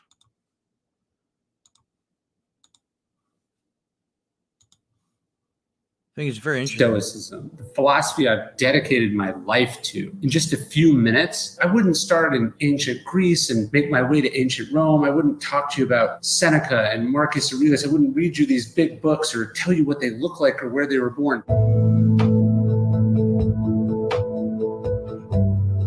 I think I would start with the first exercise, which comes to us from Epictetus, a former slave. He says, the chief task of the philosopher, he says, is to determine what's up to us and what's not up to us. And so in a sense, that's really the definition of Stoicism. We don't control what happens to us, but we control how we respond to what happens to us in this life. And for the Stoics, everything was an opportunity to respond with what they called the 4 virtues, the touchstones of goodness to the Stoics. They were really simple. They were courage, temperance, justice, and wisdom. Courage, bravery, the endurance and strength and fortitude, self-discipline. That's what temperance means. Moderation, the right amount, abstaining from the things that don't matter. Justice, that's fairness and honesty and good conduct. And then wisdom, that's the study, that's the lifelong journey, that's education. That's what Stoicism is. And the Stoics believe that anything and everything that happened to us in this life was an opportunity to practice one of those virtues. They knew stuff was going to go wrong, and stuff does go wrong all the time, but that nothing can prevent us from using those virtues because we always have the opportunity to accommodate and adapt and adjust. I have this tattoo on my arm, the obstacle is the way.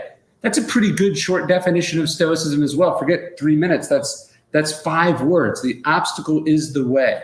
What stands in the way becomes the way. Everything is an opportunity to be your best self, to get better, to practice this philosophy. There's a lot of writing in the Stoics. They wrote a lot of brilliant books, but Stoicism wasn't about what they wrote. It wasn't about what they said.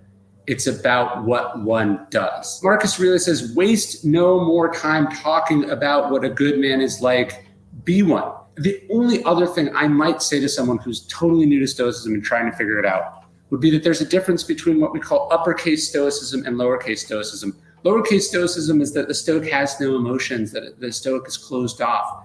Stoic, the word, is not the same as the philosophy. The philosophy is this vibrant thing, this inspiring thing, this thing that challenges you to be better, to be who you're meant to be. That's why I love Stoicism. That's why I love talking about it. It's taken me 15 years to distill it down into this little block, but I hope that's helpful to you. It's not what happens, it's how you respond to what happens. You can always respond with courage, justice, temperance, and wisdom.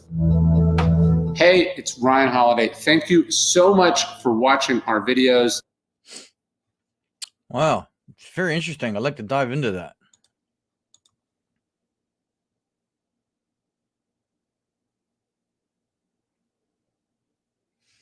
Yeah, William, you listened to these guys before? You knew who that dude was. I think it's very interesting. Some people just man. I never really studied this kind of stuff before or even looked into it.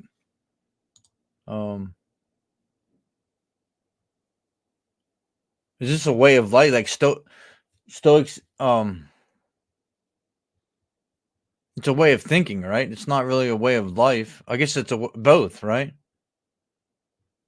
When you break it down, if you live that way.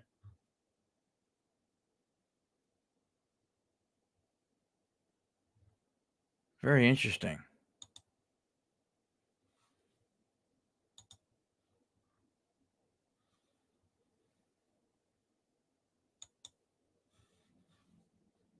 What do you think, Jennifer? You ever heard of that before? Of the Stoics? Yeah. I mean, I've never heard of the. I'm reading. I'm understanding it as like a group. I know what a Stoic person is. You know what I mean? Like to be Yeah. Stoic. But I've never heard of the Stoics. Like, are they saying that they're? Well, he was saying these are philosophers, right? From Okay. But then I guess the one was a slave, right? Yeah, my ex-husband would probably know that. He's into all of that. So I'd have to ask him. Let's see here once.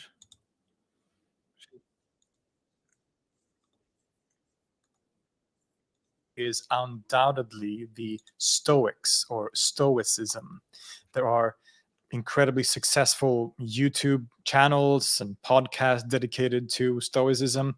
A lot of you Well, that's what we're going to figure out here too, as well. may have read the Meditations by Marcus Aurelius. There are books, conferences, and people who use Stoicism as a way to perform better at their core. Yeah, so I guess it's a form of life, right? It's a way to live your life through Stoic.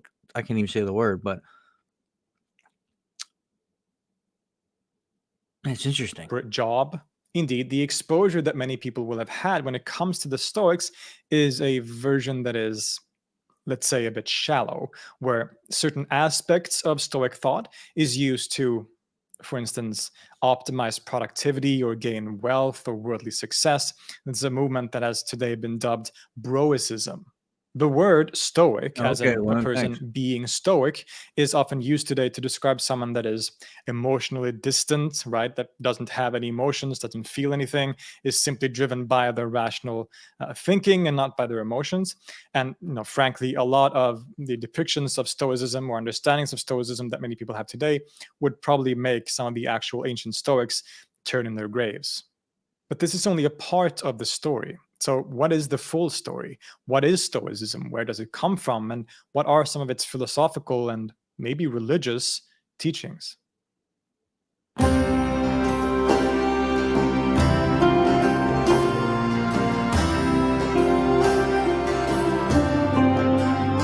don't know what brought us to this, but I forget how we got here, but we're going to learn today. I mean, to me, it's. I don't think it's healthy. What, Stoic? Yeah, I mean, they literally are just unresponsive to pain or hardship or feelings, or I mean, they're just literally stoic. Like, Yeah, but I think there's different ways to be that way, right? yeah, Like some people shut down and some people don't. Yeah, the ones that shut down are the ones that scare me. Yeah, let's see what he.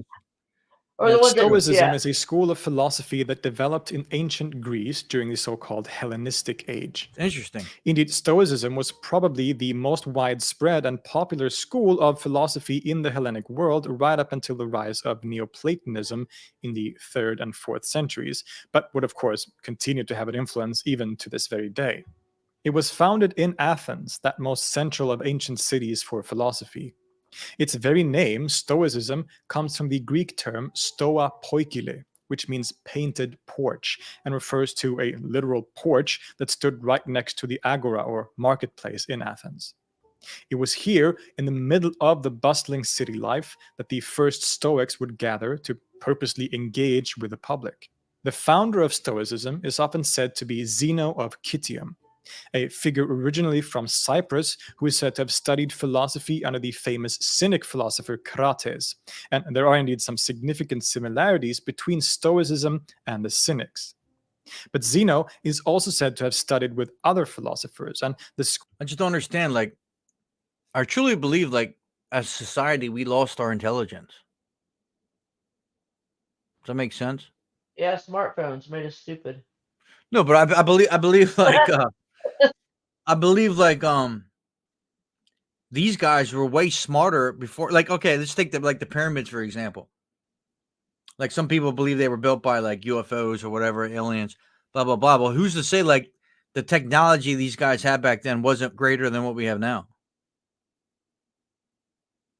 You know what I mean? Like, maybe they didn't have everything we have, but they did it because they were way smarter and they found better ways to move something. You take like a broom handle, right? Take 2 broom handles, right? And then you put a couch on them and you push them. You know what I mean? Yeah. That's how you can roll the couch They around were your house. they definitely, with not having the tools we have today, had to be extremely resourceful at a Yeah, and minimum. like, I mean, look how smart these guys were. I mean, it's like, Yeah. I don't know. I never even heard of this shit.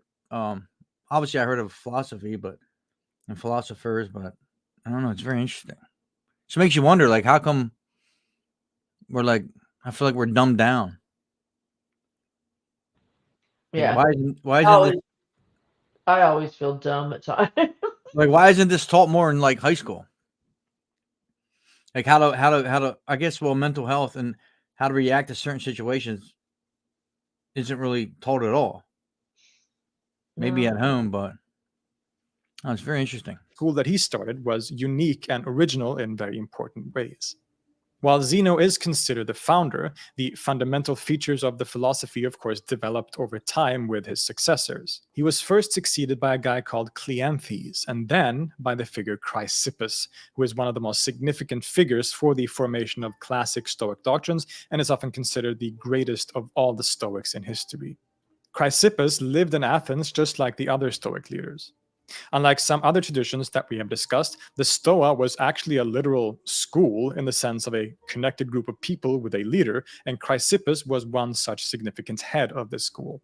He is said to have written an insane amount of works, over 700 books, in which he presented his interpretations of Zeno's ideas and the basics of Stoicism. It gives me no pleasure to tell you that not a single of these works have survived. We do know of Chrysippus' ideas and significance, though, through references and quotes in other works, and can thus get an idea of his thought. The importance of this guy for Stoicism cannot be overstated. He made significant innovations in all kinds of philosophical fields, perhaps above all in logic, and we will have time to get into some of these ideas soon. Now, Stoicism is one of these so-called Hellenistic schools of philosophy, alongside other major groups like the Skeptics of the Platonic Academy and the Epicureans, as well as, of course, the Cynics, Peripatetics, and others. And they would frequently engage in polemic and debate with these other schools, especially the Skeptics, who were their kind of arch enemies. And in order to understand Stoicism, it's helpful to get a grasp of this larger philosophical environment. Indeed, one thing that unified all of these schools was their reverence for the figure of Socrates. The Stoics, the Skeptics, the Cynics, the Epicureans, they all claimed to represent the ideas of Socrates, at least in some sense. The problem was, they all interpreted what those ideas were differently. We know of Socrates and his activities mainly from the discourses of Plato, and those who followed Plato and his academy, the academics, of course looked to Socrates as a fundamental role model. And while the earliest academy was concerned with trying to figure out what the actual doctrines of Plato were, very shortly thereafter, there was a major shift in focus. Instead, the academics seemed to glean from the dialogues the main theme of skepticism.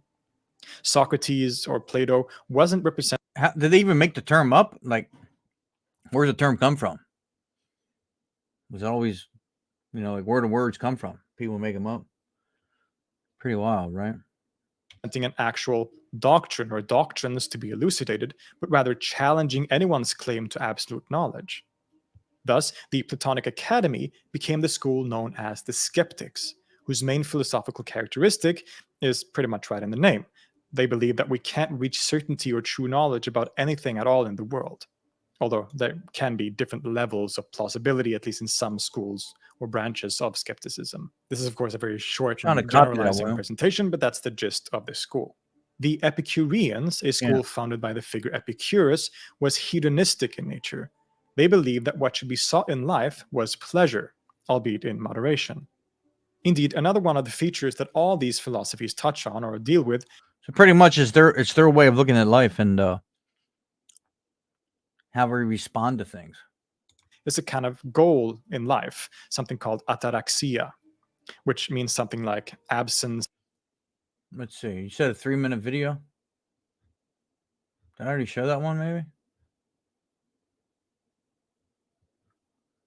That one's pretty long that we were just watching.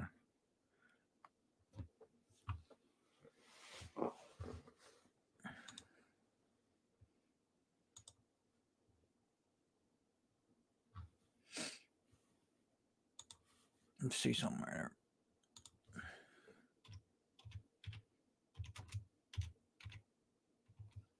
Got a couple more minutes left. I might go live again tonight. I don't know. I gotta get this thing rolling.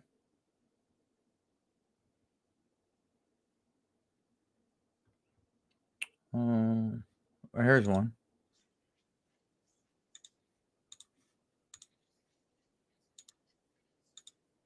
And Rome.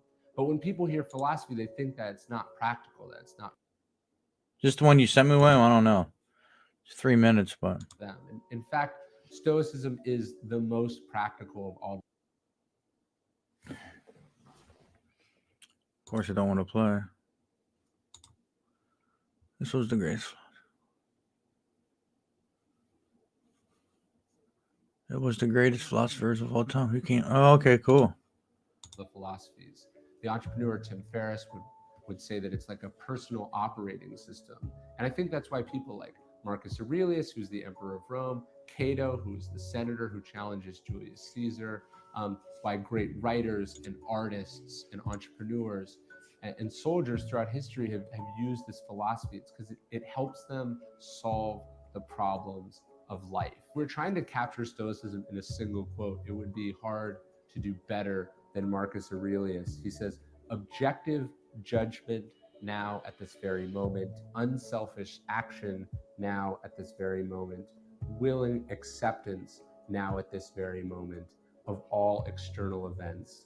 That's all you need. The three disciplines then are basically the discipline of perception. That's how you see things. That's the discipline of action. That's what actions you take in the world. And then will, how you endure and bear the difficulties and suffering of life. So Stoicism was founded in Athens by Zeno in the early 3rd century BC. He's actually a merchant. He suffers a shipwreck. He loses everything, and he discovers philosophy in the process.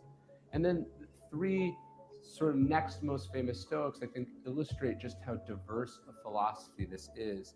You have Marcus Aurelius, who's the emperor of Rome, the most powerful man on earth.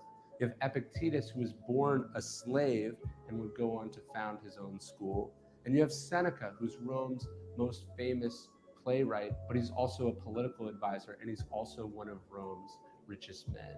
And so in a way, it's this philosophy designed for both extreme adversity, right, a former slave, and then also extreme success. You have power, you have wealth, you have influence. Unlike some philosophies which are sort of removed from the world, they're theoretical, Stoicism is designed for the man and the woman of the world. The Stoic is in the marketplace, in the Senate, on the battlefield. it's making a great work of art.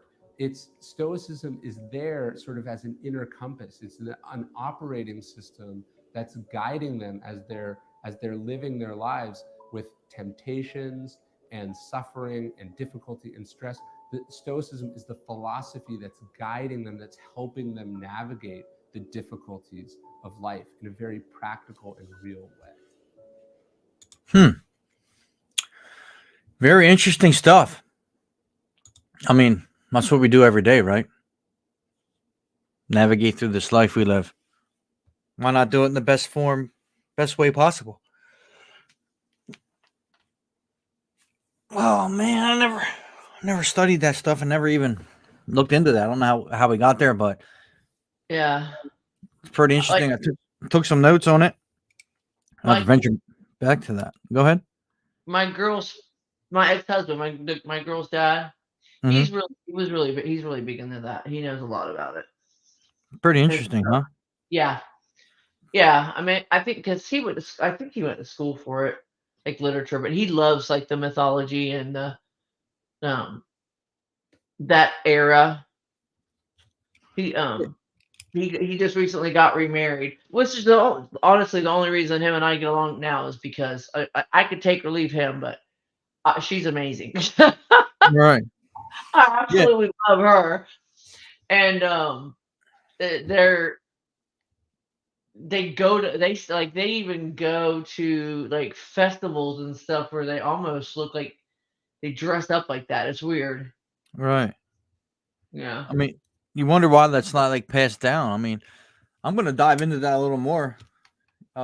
Maybe another show because I think it's very interesting. I mean, and it comes back to mental health, right? Like how do we react to situations? Yeah. And we can learn better ways to react to situations. I think we're going to be better off in life, right? Yeah. And as I was thinking, it was me that asked you. My mic wasn't working, but I'm the one that asked you to do. When you were asking for topics, I said let's talk about like anger. The anger. Huh? Oh, okay, about anger, yeah. Yeah. But like the more that I heard about it today, I feel like I've been angry before, and but I feel like now it's more described as aggravated, if that makes sense. Right. You know what I mean? Yeah. I don't like I kind of feel a little heated or whatever, but I just like it's more of an aggravation or an irritability Right. I get. I mean, don't get me wrong. Like my mom can make me really mad. And honestly, all the times that like the couple of times that I've been like something like hurt, she done something like we've gotten into a really bad fight and I was really angry is when I would lose my impulse and do the stupid stuff, Right. And so I mean, I know I talked about that before because one of my big things is I don't want to. I don't really, with my my mental health and borderline personality disorder, like I don't even, it's not even I don't remember making the decision half the time. Right. You just like kind of black out. Yeah, it's just not it's not a decision I would make. I'd be curious. Does anybody in the group ever have that? Is anybody like borderline personality disorder that sometimes you're so impulsive? Yeah, I mean, I get like that sometimes. I just react without even thinking, and then you kind of regret it afterwards. Oh yeah. But yeah. One thing I'm very big on accountability for myself. So like, right. I will always pick up the phone first and apologize. I know. And I think that's the difference between my mom and I. Like, I think she knows she does stuff, but she won't back down. It's like she's admitting defeat, Right. But I'll pick up the phone right away and be like, I'm so sorry. Yeah. I don't know why I did that. I don't know what I was thinking. I would never do that, Yeah, I guess it's very interesting, but I got to wrap it up. I got to get to work, but I might go live again tonight. I don't think I have anything to do, and then probably tomorrow as well. But I appreciate you coming up here. Anytime you want to come up, just ask for the link, and then Okay. We'll go Yeah, from I'd there. probably like to come more often just to be able to talk. I wish Yeah. more people would do it. We need to get more people doing it because I mean I Yeah. think it's Yeah, it'd be just in the morning, just ask for the link if I forget, and then okay. we'll go from there. Cool. But I Thanks, appreciate it. Have a really great appreciate it. Yeah, have a great Friday. Thanks again for everything you do for us. I appreciate it. Thanks for being here. Thanks for helping me. All right. Have a good Have a day. good one. You too. All right. Well, that'll wrap it up for today. Maybe I'll see you later on. Have a wonderful Friday and be safe.